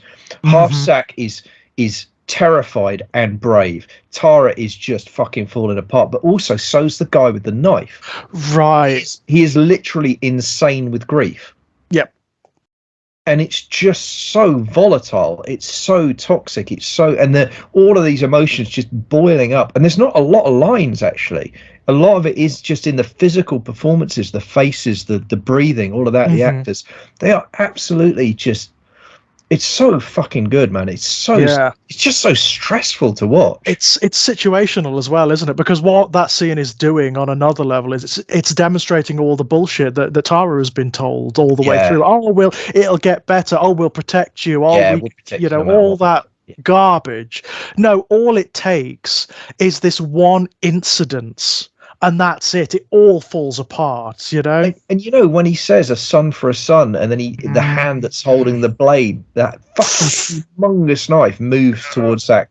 Like, I'm just like shrinking back in my seat. Yeah. I'm just like, because that's the other thing, isn't it? Because this show is so prepared to fucking push limits, there is a little party that's like, oh, he might actually fucking do this. Is it going there? Would it go there? Because this. When did this particular season air? Was this also 2008, or would this have been 2009? Yeah. So still around that era, would it have gotten away with something? Well, Jesus God, I don't know. But it feels plausible, doesn't it? In the moment, that's the point. Yeah, it really does. It feels like it could go there. It feels like it could do it. Because along with No Good Deed Goes Unpunished, another possible theme for the entire 7 seasons of the show is like there is no ground floor in hell. Absolutely, and innocence is no defense, right? No, that's right. That's right. Hell of a moment. And I gotta say, I love the closing shot of the episode. I love that kind of that last mad chase down the dock, and and again, we talked about this before in season 1, but the way this show at certain moments will go for a tableau, and it does feel like a religious painting. Yeah, right. It really does. It's a Renaissance painting, right? Yeah, and that final tableau of them on the dock and Jack's literally on his knees, just screaming. Yeah. At the ocean. Oh, you're with him, aren't you? At that point, you are still with Jax, and in context with later seasons, you need these moments with Jax. Yeah. You need these moments of emotional identification, because if you don't have them, what occurs later, you just abandon him, and as a result, you abandon the story, right? Yeah, and I mean, look, one of these things that this rewatch has already made me realize is something that I'm kind of astonished I hadn't realized before or thought about in these terms before. But what this, it's a little bit embarrassing actually to admit it, to have gotten to 44 years of age and not realize this. But actually, what this show's made me realize is like Hamlet's not the good guy. He's a titular character, but he's not actually a hero. In fact, he's kind of a dick. Yeah, he's so is Jax, right? Anti-hero, right? Yeah, and Jax is not a hero. Jax is not a good guy, and he was never a good guy. No, that's it, isn't it? That is it, and it's very difficult to be 100% fair. At this point in the show, that is difficult to tell. Yeah, that is difficult to tell because the show is still kind of on Jax's side at this point. Yeah, it's complex, but it's still on his side. Later on, it makes it explicit, and not only Jax, it's everything. It's not Jax per se; it's Sam Crow. But it's John Teller. It's everyone involved. I mean, yeah, that's right. But what's interesting to me is what makes it clever in retrospect. And this is why this is one of those shows that actually, and I'm really glad to discover this, there's a huge value in watching it a second time, because the breadcrumbs are there the whole time. And there are things about, I mean, I talked about it in season 1. There's that throwaway scene in the gas station where that guy ends up with an axe in his head. But the whole thing's happened because Jax wants to beat the shit out of someone for the capital crime of cutting him up on the fucking road while he's driving the van. Like, what fuck kind of sociopath does that? Yeah, it's true. It's absolutely absurd behavior. It's juvenile, but it's also like incredibly unpleasant, aggressive kind of shit. Like, it's just, why would you fucking do that? But so these breadcrumbs are there the whole time. But I tell you, I've got a new appreciation for Charlie Hunnam as well as an actor, because the moment that really hit me in this final episode is when she says to him, because he comes to Tara's taped up, and he takes her and they took the baby, and the look on his face is not anger, it's not fear, it's confusion. Yeah, he has this moment, and he actually looks in the crib and looks back at her like, what are you talking about? Yeah, you know what I mean? Like, complete non-comprehension, right? It's fucking brilliant, man. It's just good stuff. Total disconnect. Like, what now? Oh, he's got range, this guy, and like Yeah, really, it's not range is like as an exercise. He really is very, very good. Like the emotion and the complexity of emotion that he is going to portray from this moment on, like for Yeah. another what 5, 6 seasons. Yeah. It's gonna get really, really good and But- very difficult to watch sometimes. Oh, yeah, very difficult to watch. But what I hadn't appreciated, I think, first time through, which is why I think I slightly underrated the guy as an actor, and I'm really glad I've done this second sweep through, is I think a lot of the things that I didn't like about Jax, I put on the acting, where actually it's because he's playing the character right, and the character's a dick. And the character's a bad guy, right? Yeah. The character is a bad guy by his own admission by the end of the show. He is the bad guy. We'll talk about it when we get to it. But there are moments where he actively acknowledges it, right? Yeah, no, absolutely. But I think even here, as I say, that's what's so interesting watching this season, just his petulance, and his temper. And that incredible, I mean, it's really interesting, isn't it? Because you have this moment where Opie becomes almost this kind of, in the religious iconography, Opie almost becomes this kind of John the Baptist figure. He's almost like Jesus before Jesus. He's handing out forgiveness left, right, and center, and then he's kind of strong arming others to forgive. I mean, we haven't talked about it, but the moment when he says, "Give us the room," but then he comes out and he goes up to Clay and he says, "You've got every right to get rid of him. He was doing it to protect me. I'm asking you to show mercy." Yeah. But of course, what's great about that is everything he says is true, but the subtext is like there isn't really any subtext. Like, what the fuck can Clay do at that point? Yeah, he has to do whatever Opie. I mean, Opie's kind of running the club at that moment. Yeah, it's really fucking interesting, the power dynamic at that point. Opie's almost running the club. Yeah, who would have ever thought that? Right, that would ever occur? Absolutely wild. And such a great scene as well, because you can see the other thing I love is, again, because you've got an actors of this caliber, you can see Clay clicking through the levels on it and just being like, yeah, this is checkmate. Where do I go from here? Right, I'm done. Right, there's nowhere. He's just like, this is checkmate. But also, and is Piney any threat to me whatsoever if I let this go? No. Yeah, he shot his bolt. So actually, there's no downside. Like, am I pissed off about it? Yeah, but fuck it. Yeah, this was a net positive for me, right? Yeah, but it also makes you wonder. Like, I feel like Piney and Clay never got on. I feel like those two, yes, that pretty much have hated each other for 40 years. And I want to preview because I want to know why. Piney is Team Teller, isn't he? Piney is definitely Team John Teller, right?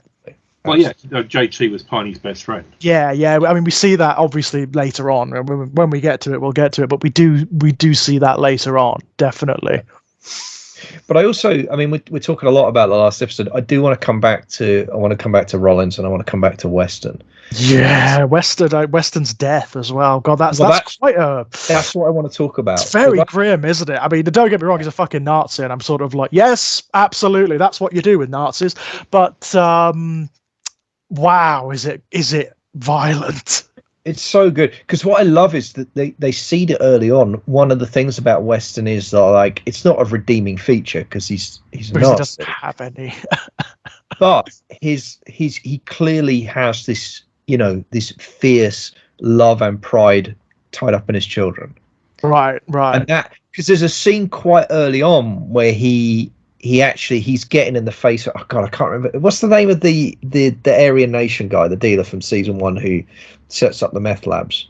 I can't remember he's the X-Files guy. Darby. That's right. Darby, right.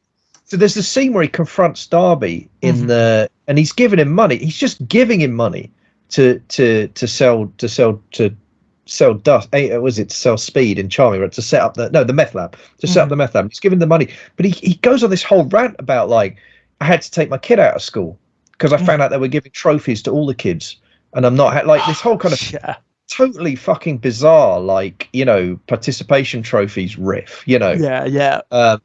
And of course tying it into racial supremacy. We're not all equal, and he actually there's a bit at the end of that where he says to Darby, you need to, points to the swastika tattoo on Darby's neck and says, you need to cover that up. And Darby says, I've got nothing to hide. And he says, no, you haven't earned it. Pointing at the Mexican co-workers, like, what are you doing? It's fucking hell. Like, this guy is so fucking committed.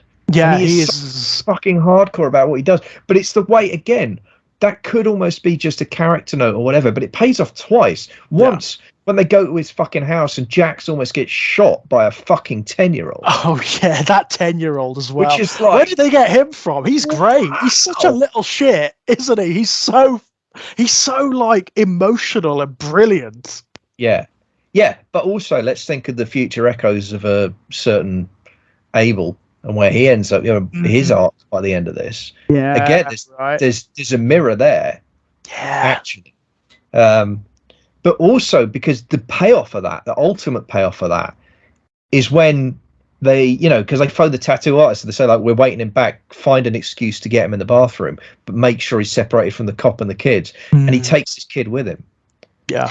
And it's a jaw-dropping moment because you're like, what the fuck are they going to do now? Yeah, right. And what's amazing is in that moment, his character seals his own fate because of his ideals. Because he gets down on his knees and he says to his kid, you go out there and no matter what happens, you do not talk to the cops. Ever. No matter what. So he ensures that his kid's going to survive because the gang's got no reason to shoot him, but he also completely seals his own fate. Yeah. And he gets to say goodbye to his kid. And it's like, again, it's that real kind of acid test for me, like some things nobody deserves, like some things just nobody deserves. And in this particular case, it's like that kid just does not deserve that father. That's just nobody the worst that father. Exactly. It's like that is just the worst fucking thing in the world. But again, you were absolutely right when you referred to Abel, because again, it's a theme of this show, which is the sins of the fathers, right? Oh, absolutely. Well, as we will discover, including John Teller, who at this point, as far as we know, a fucking saint, right? Still saintly at this Saint Teller, yeah. We will find that that's not true. Yeah. Yeah, spoilers, guys. But, we will find that's not true. But that scene is so powerful, and Rollins absolutely knocks it out of the park. He's so good, isn't he? And it's when you know Henry Rollins as a person as opposed to the character he's playing, it's like, God, he obviously gets this, right? Yeah. He obviously understands this mindset. He's involved. He's clearly engaged with people of this mindset when he's arguing with them and debating them and whatnot.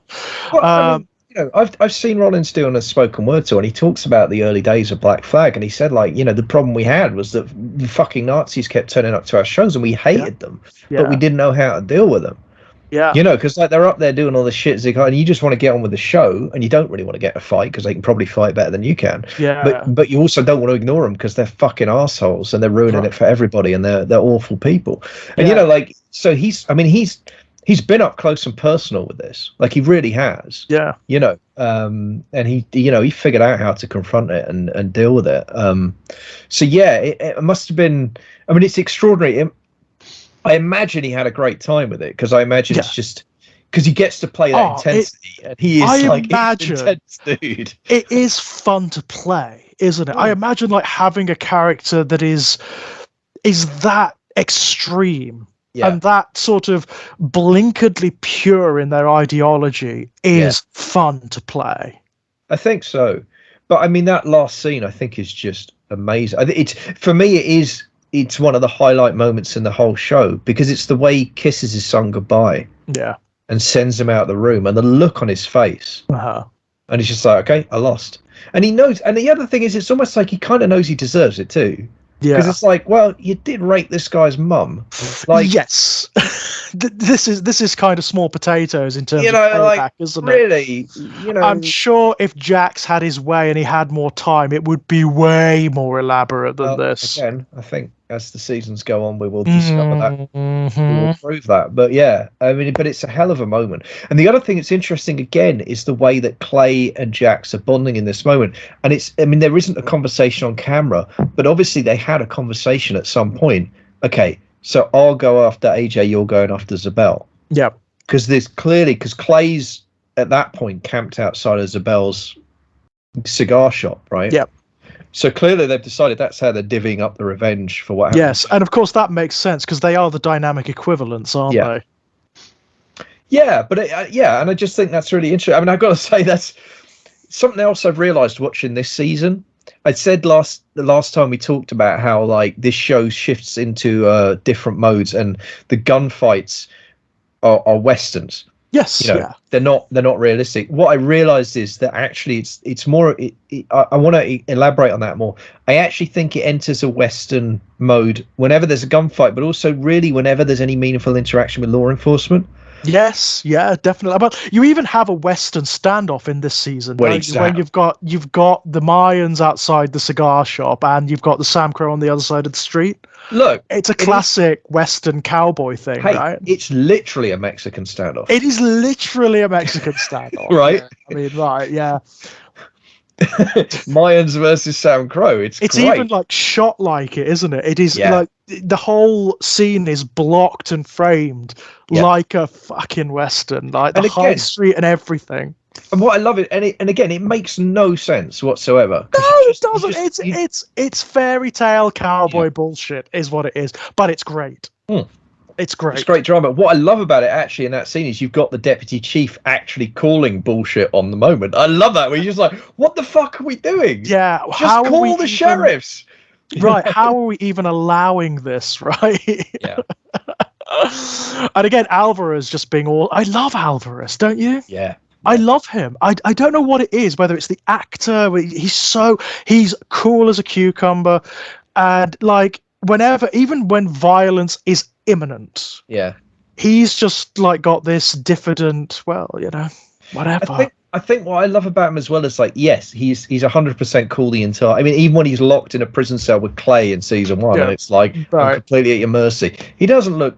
It's just like two dudes talking in a park. He's just totally cool. And again, he does it in this. What I love about him is his pragmatism. Yeah, he'll just turn on a dime, and just be like, okay, like, you got to kill my son then, I guess. Or in this one, like, oh, okay, shit's gone bad, and they actually give him the chance to just say, Alvarez, get the fuck out of here.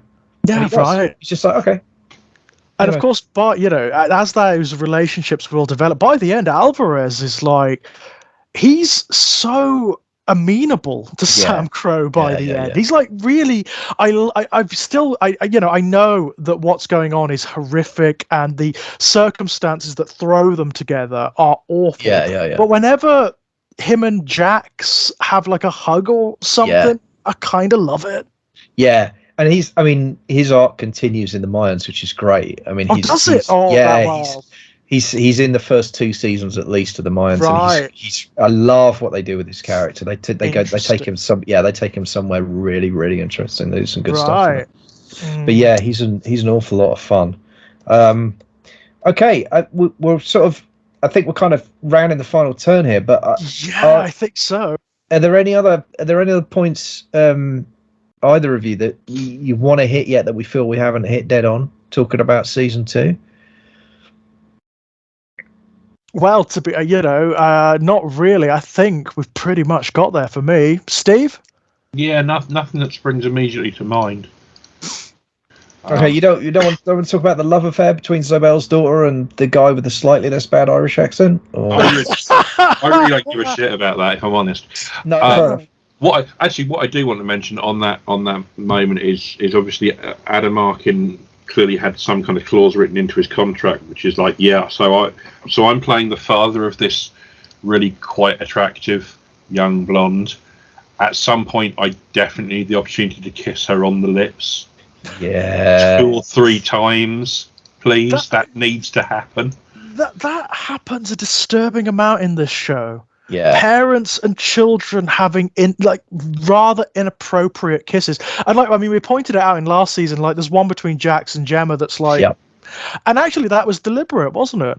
Yeah, 100%. As we if you watch Reaper reviews, we find out that was actually a genuine Oedipal moment, right?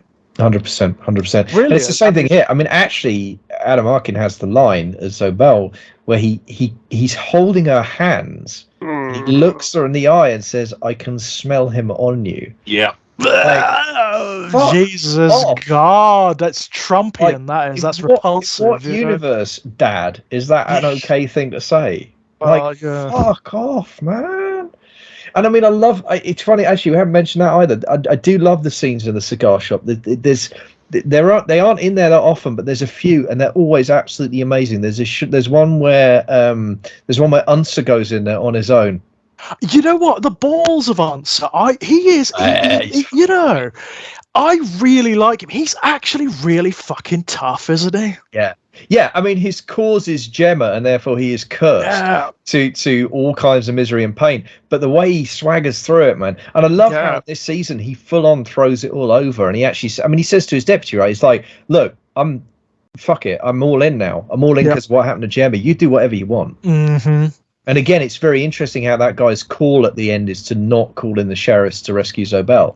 Right. He's into his fate. So again, it's fascinating to think, where was that guy's arc going if he hadn't left the show? What were they going to do in season 3? Was he going to become more of an increasingly reluctant ally to Sam Crow, or were they going to blow that relationship up somehow? It's interesting to think about. It really is. But the scene where Unser walks in and just fucking goes at Zobel, and he says this great line, I love it. He says the thing about Charming is, he said, it's a very special place. He said, the people that get on with it, they do great, and the people who don't just tend to disappear.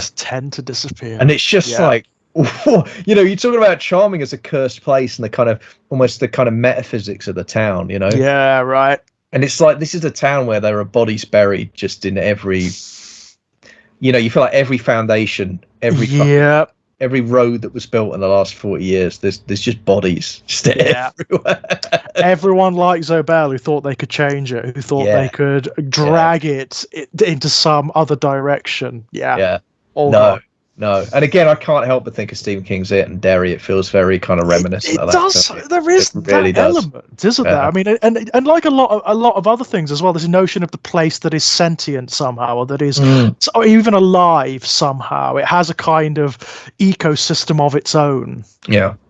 But the other big scene I did want to touch on before we leave in the cigar shop is the scene where they almost execute Zobel in the shop. And what I love about that scene is it's just so fucked up, because Unser's in there. And this is actually Unser crossing a line, because remember, Unser's deal with Sam Crow has always been the violence stays out of Charming. And now, because of what's happened to Gemma, he's standing there and he's actually willing to let it happen. He's willing to let Clay shoot a man in the back of the head, literally on the high street. As are we, I believe, right? As the audience, are we there? Are we there? I mean, I sort of am, to be honest. I don't like Zobel. I think he's a bad person. I think he's a very, very bad person indeed. And I love that's the point at which Deputy Chief David Hale turns up. And what I love is the escalation where Unser is even prepared to push that, but he says, "My badge outranks yours. No crime's been committed. Fuck off." And I love the way Hale reacts in this season, where he's sort of like, in the first season he is so cool, right? He plays it like he's always in control. In this season, everything is going crazy, everything is going to hell, and he can't handle it, right? He's panicking all the time. He's so out of his depth, and he knows he's out of his depth, and he just cannot navigate it. Okay, so I just wanted to mention, just because I love that scene. So, and then of course, what I love again is Zobel again weasels out of it by talking about the drugs. And he gets himself arrested to avoid, which I just knowing, of course, what he knows, that it doesn't matter because he's an FBI informant. It's good stuff, right? It's good stuff. The only other thing I would want to mention is, and it's only a very small thing, is Chibbs is lovely in this season. Oh yeah, he's really lovely. I don't know what it is about Chibbs. I think he is like the heart, isn't it? It's seeing Chibbs as a father, isn't it? Yeah, he is very sweet. There's something about Chibbs. He is a lovely, lovely character. Well, and seeing him vulnerable, I mean, he gets blown up. Yeah, he does get blown up. Yes, that's absolutely true. And also the fact that he's in this position where he doesn't know what to do. He's caught between a rock and a hard place, and he's struggling with it. I love that. I love that to bits. And he's another one devoted to an absolutely doomed love. Yeah, with a woman who, for whatever reason, and she clearly loves him back too. But and she can't break free of whatever. I suspect she's just hypnotized by the awfulness of the accent. I think that's probably what it is. That is what I've always assumed about. She just can't break away from that. It's the blunt force trauma of that accent. Jim just fucking done permanent permanent damage to a mental capacity. Just, Yeah. just going back to Zobel for a moment. The other thing to mention about him is, and we've talked about him weaseling out of everything and doing whatever needs to be done in a circumstance, and that's given context by the revelation that he's an informant and what have you, and and that actually, he can just say, "Oh yeah, we've got drugs on the premises," because it doesn't matter. There's no comeback. Yeah. But the closing shot, the last time we see him, when he's checking into his flight, and just the absolute lack of emotions. Yeah, my daughter won't be joining me. Yeah. Did you care about her in the slightest? Really? Oh, it's just other than smelling the Irishman on her. Right. As another functionary, right? Yeah, no, he just shrugs it off, doesn't he? No, it's people like Zobel. They don't have attachments, or if they do, then it is purely functional.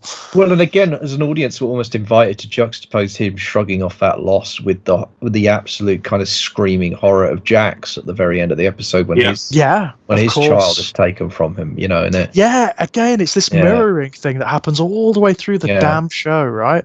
But if you think about it, actually, it's a trio, because you've got what we already talked about. You've got Rollins saying goodbye to his son, which I have to own it. I find that moving, and Rollins's character is as irredeemable as a character can be, pretty much. I mean, he's if the word evil has any meaning, it clearly applies to Rollins's character. That is an evil man, and yet in that moment, I do feel this kind of pang of pain, because it's a father saying goodbye to a son, and he knows that's what he's doing.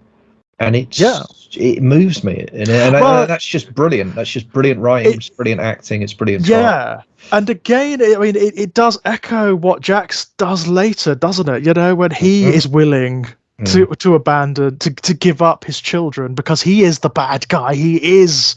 He effectively becomes Western, doesn't he? I mean, in purely like body count practical terms, Jax is the badder guy, right? No, yeah, absolutely, because he has a longer run and he does more damage. Yeah, he does way more damage, and in far more elaborate ways. I guess the other thing I do want to talk about, because I said we'd circle back to it before we finish, and it might be a good place to end, actually, given season 3. We haven't talked really much about the prison episode, and I would just like to talk about that for a bit, for a couple of reasons. One, it obviously serves as the kind of, I talked about earlier about how Opie finding out about Donna is a kind of emotional pivot point. The other, I think, really powerful emotional pivot point in this season happens in the prison episode, and that's the fist fight between Clay and Jax. Yeah. Which also happens to be, now again, we've talked about how this show moves between different modes depending on the type of violence. When it's gun violence, it's a Western, and it's very stylized, and the bullets are flying and nobody can hit anybody, and people get shot in the shoulder, and it's a flesh wound and all that shit. But when it's a fist fight, this show is really visceral. Yep. We saw that in season 1 with the Tig Jax fight. We see actually Tig gets the shit kicked out. We didn't talk about that. Opie beats the fuck out of him. He really does. And I love the fact Tig takes it as well. He just lets it go, right? Oh, it's wonderful. No, I love that, because he's just like, I deserve this. By the way, little aside here, something I learned. If you're a biker, this is actually from the Reaper reviews, but they when they were fitting them up with jewelry, they asked them how many rings you were allowed to have, and the answer was 3 on each hand max. Right. Because if you have 4, it can be considered as a knuckle duster, and therefore you're carrying an offensive weapon. So this is a real life biker thing. Right. Okay. Wear 3 massive chunky spiky rings, but you wouldn't wear the 4th one, because then you could get done. But obviously you can do a lot of damage with 3, and you see that in that scene, because Opie's wearing that, and that's he cuts the shit out of Tig's face, because Tara has to stitch him up afterwards. How often does Tara stitch up Tig? It's a lot, isn't it? I might actually keep a tally. Tig getting punched in the face is a thing that happens. But I love how and we get the setup. We do start to get some season 3 setup here, don't we, with the other guy from the Shield who turns up at the end of this, right? But at this point we have no idea what the relationship is, right? It's just Tig doesn't like him, but we don't know why. It's so good though when he just says, "I'm all right with this," and then he turns to Clay and he's like, "I'm not all right with this." Clay was like, "I could never," deadpan. I could never tell. Never tell. I love all that. But the fist fight in the prison is fucking amazing. The whole season is building up to that at that point, isn't it? Like it really needs that vent. But it is visceral. and it is like, and it's incredibly well choreographed. Yeah, and again, it feels kind of for a fist fight in a TV show. It feels kind of realistic. I mean, they are breathing so heavily by the end of that. They are really bloody and they are really tired. And I think it's just a phenomenal piece of work. And apparently, there were actually some on-set tensions between right, really, and Perlman around that fight. Apparently, things got quite testy. Things got quite difficult between them. It was a bit of that, you get into that headspace as actors a bit, I guess, and it's a bit of that method thing. Yeah, it's interesting. Yeah, really. I mean, in its own weird way, that's kind of apt, isn't it? It's kind of good for the dynamic between them. So because that's what you want, right? Yeah, absolutely. But it's two things. So the fist fight's amazing. Obviously, we get the kind of Juice foreshadowing stuff as well. Of course. Juice in prison and how that goes. But the other thing I did want to mention before we go is, again, probably this episode, the prison episode, contains, I think, 3 of my favorite scenes. The fist fight between Clay and Jax, and the moment where Bobby, by the way, holds them back and says, "No, they need this." Which they do. I fucking love that. I love the emotional intelligence of that, but also the toughness of it. Because Bobby is the sage, isn't he? He is the sage. He knows most of the time what is going down. And the thing is, Bobby has spent most of the last season and a half trying to stop this moment from happening. He's tried to talk to Jax so many times. He's tried to talk to Clay. He can't get him to crack. He doesn't know what it is. And finally, he's just, okay, let them fight. They've got to do it. They need to do this. And I love that moment. But the other 2 scenes that are tied directly after this are the 2 interrogation scenes between Stahl and, so it's Stahl and Perlman first, Stahl and Clay, and then Stahl and Jax, because they are fucking masterclasses, those scenes of acting and of writing. They are so fucking good. Yeah, the dialogue is generally excellent, even when it's even when there are bad accents involved. The dialogue is generally really good, isn't it? Yeah, but in those scenes where you've got Stahl playing off against Perlman, it's Ali Walker's the actress playing off against Perlman. I mean, because those are two like world-class screen actors. Yeah. And it's one of the archetypal classic confrontation scenes, the interrogation scene. I've got to say, whenever you've got an actor of any kind who is counterposed to Perlman, and it's only them 2 on screen, you've got to give them chops, don't you? Because just visually, just being able to cope with being on screen with Perlman, that's impressive. To be able to hold your own, that's very impressive. And both actors in those scenes, they're very still. Awful lot going on with their faces.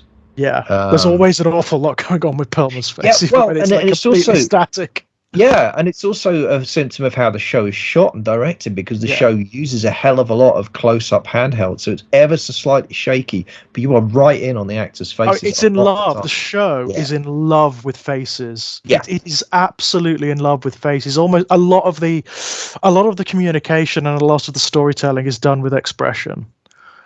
And it's beautiful. It really is. But those scenes are fantastic. And what I love about them as well is that they're a microcosm of everything that's going on. Because Clay just basically stonewalls. I mean, he fronts it out. But Jax actually figures out that she's weak.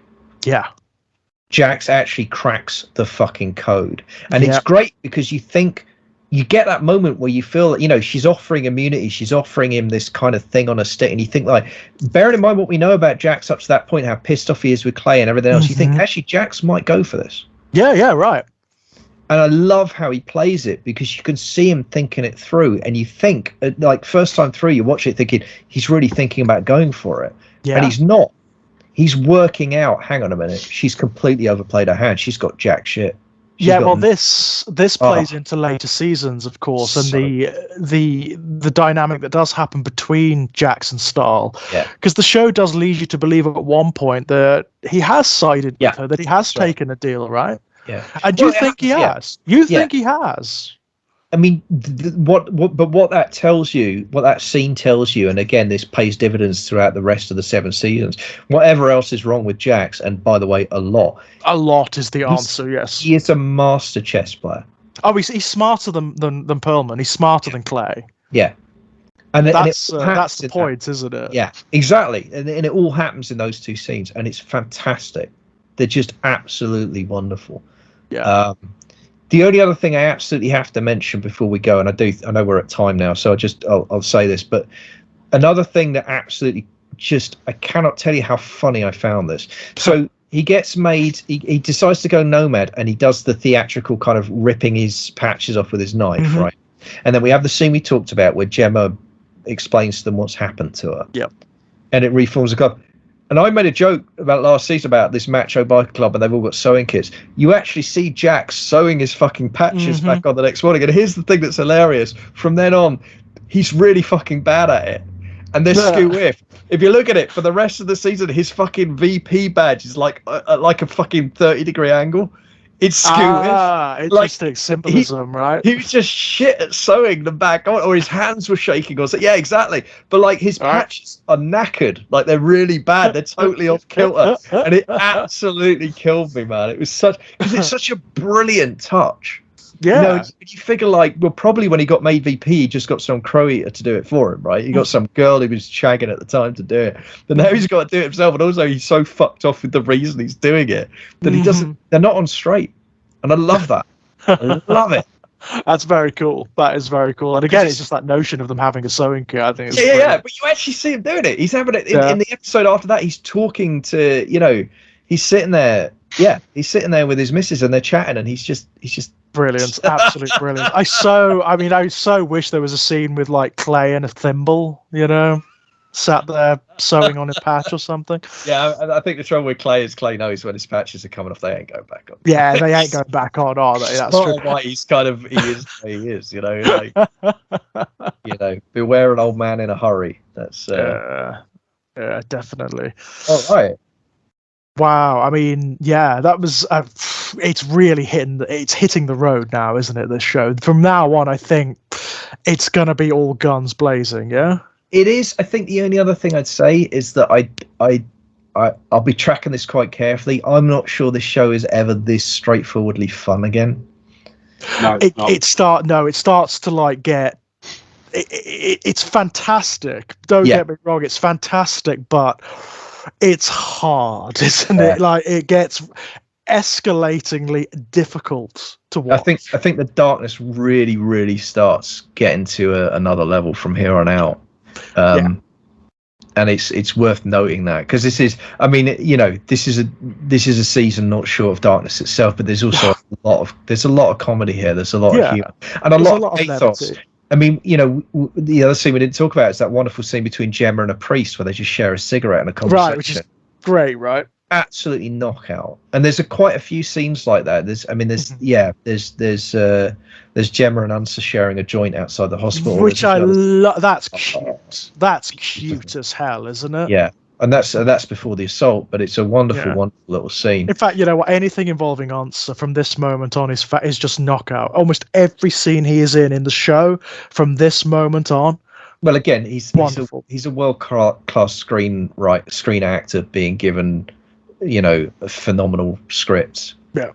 Magic happens. I mean, it's just wonderful to watch. Yeah. But yeah, I just think it's worth putting that stake in the ground. I don't think the show. I mean, I'll find out when we come back, because I haven't rewatched season 3 yet, unlike you two. So I'm looking forward to that. Oh Jesus! I haven't rewatched it for a long time. Oh, okay, so that'll be interesting. Wow, it's still rather fresh in my mind. So I'll go back and rewatch it happily. Sure. So. But I'll be interested to see if it's ever this much fun again. There's very few happy moments from this point. You're not kidding. You're not kidding. In fact, like the latter, I mean, we'll get to it when we get to it, but the latter episodes of season 3 are so heavy. Okay. Yeah. All right. They're so dense in terms of like the emotional ambiguities that characters are going through. Yeah. Okay. So I guess that no ground floor in hell. I guess the elevator really does start the free fall. Oh yeah, I don't know whether it really no, you are right, it is the end of season 3. That's when it really starts to there's no breaks then. There's no breaks. It is a non-stop roller coaster ride to the very depths of Dante and hell at that point. Well, my loves, all right. Thank you once again. I mean, that was so much fun. That was so much fun. Before we go, is there anything either of you would like to pimp out? Steve, you want to go first? Well, same as ever. You can find me at the small publishing company that I run online, Black Shuck Books. That is blackshuckbooks.co.uk. Swing by, come buy some books. Fabulous. Links below, ladies and gents. Links below, and highly, highly recommended. Yeah, do that. Also, I guess the thing I really want to plug is My Life in Horror Volume 2. So by the time you come to hear this, it's likely that the crowdfunder will be live. So for reasons passing understanding, having done a successful crowdfunder for My Life in Horror Volume 1, I'm now doing one for Volume 2. So My Life in Horror is the column I've been writing for Ginger Nuts for the last 8 fucking years. Quite a while now, yeah. Yeah, it's coming to an end this October. The last couple of essays I'm frantically trying to get finished kind of as we speak, really. So thank you both for delaying that for another evening. But the plan is that I'd like to... My pleasure. Yeah, I'd like to crowdfund Volume 2. So throughout October, I'll be running it on Indiegogo. It's a campaign. So basically, the way it's going to work is I'm trying to fund to get the mass market release edited professionally, cover art and interiors, all that kind of stuff. To do that, I need money. So to raise the money, I'm doing the campaign. In exchange for backing the campaign, this time out, all of the physical rewards will actually be campaign exclusive. So if you back either the paperback or one of the 2 limited hardbacks, whichever one you back, you'll get artwork that's exclusive to the campaign. It will be limited to, in the case of the paperback and the hardback, 100 each, and signed. There's also going to be, like last time, I'm going to do a deluxe hardback. That's limited to 26 copies. Only 26 copies will ever be printed, will ever exist. They will be signed, individually lettered, and they will also have an exclusive essay that will never be reprinted anywhere else. So, basically, it's a chance to get your hand on some absolutely genuine collector's items in exchange for hopefully getting that funded. So that's what I'll be doing in October. So yeah, if you're listening to this and you enjoy my essay work, you want to help me bring My Life in Horror Volume 2 out mass market and snag yourself a genuine collector's item, paperback or hardback, check the campaign out. Thank you very much. Fantastic. Once again, if the campaign is open by the time this video goes out, links below. If not, I'll edit it and put it in. So links below, ladies and gents. Go forth. Okay. As for myself, same as usual, guys. You can find me knocking about here on Exaggerated Elegy. Not Elden Ring anymore. We finished it. I actually finished it, Kit. It's done. Yeah. No. Yeah, I finished Elden Ring. Brilliant. So good. So good. What are you even going to do now? What does the rest of your life even look like? I know. I've no idea. It's actually left this great sucking wound, this existential abyss in my life, and I don't know what to do now. So while I writhe around in my state of non-Elden Ring despair, you can also find links to my written fiction over at strangeplaygrounds.com. My most recent publications are the 2 volumes of Born in Blood, which you can find over at perpetualmotionmachinepublications.com, and a short story in the collection, The Book of Queer Saints, which I am so pleased to be a part of. Other than that, you can find me over at Twitter on Enigmatic Elegy if you fancy coming for a chat. So, thank you guys. As per usual, that was an absolute blast. Yeah, fantastic. And roll on season 3. Yeah, absolutely. Cannot wait. And thank you guys at home for listening along with us. Until next time, bye-bye. Bye for now. Cheers.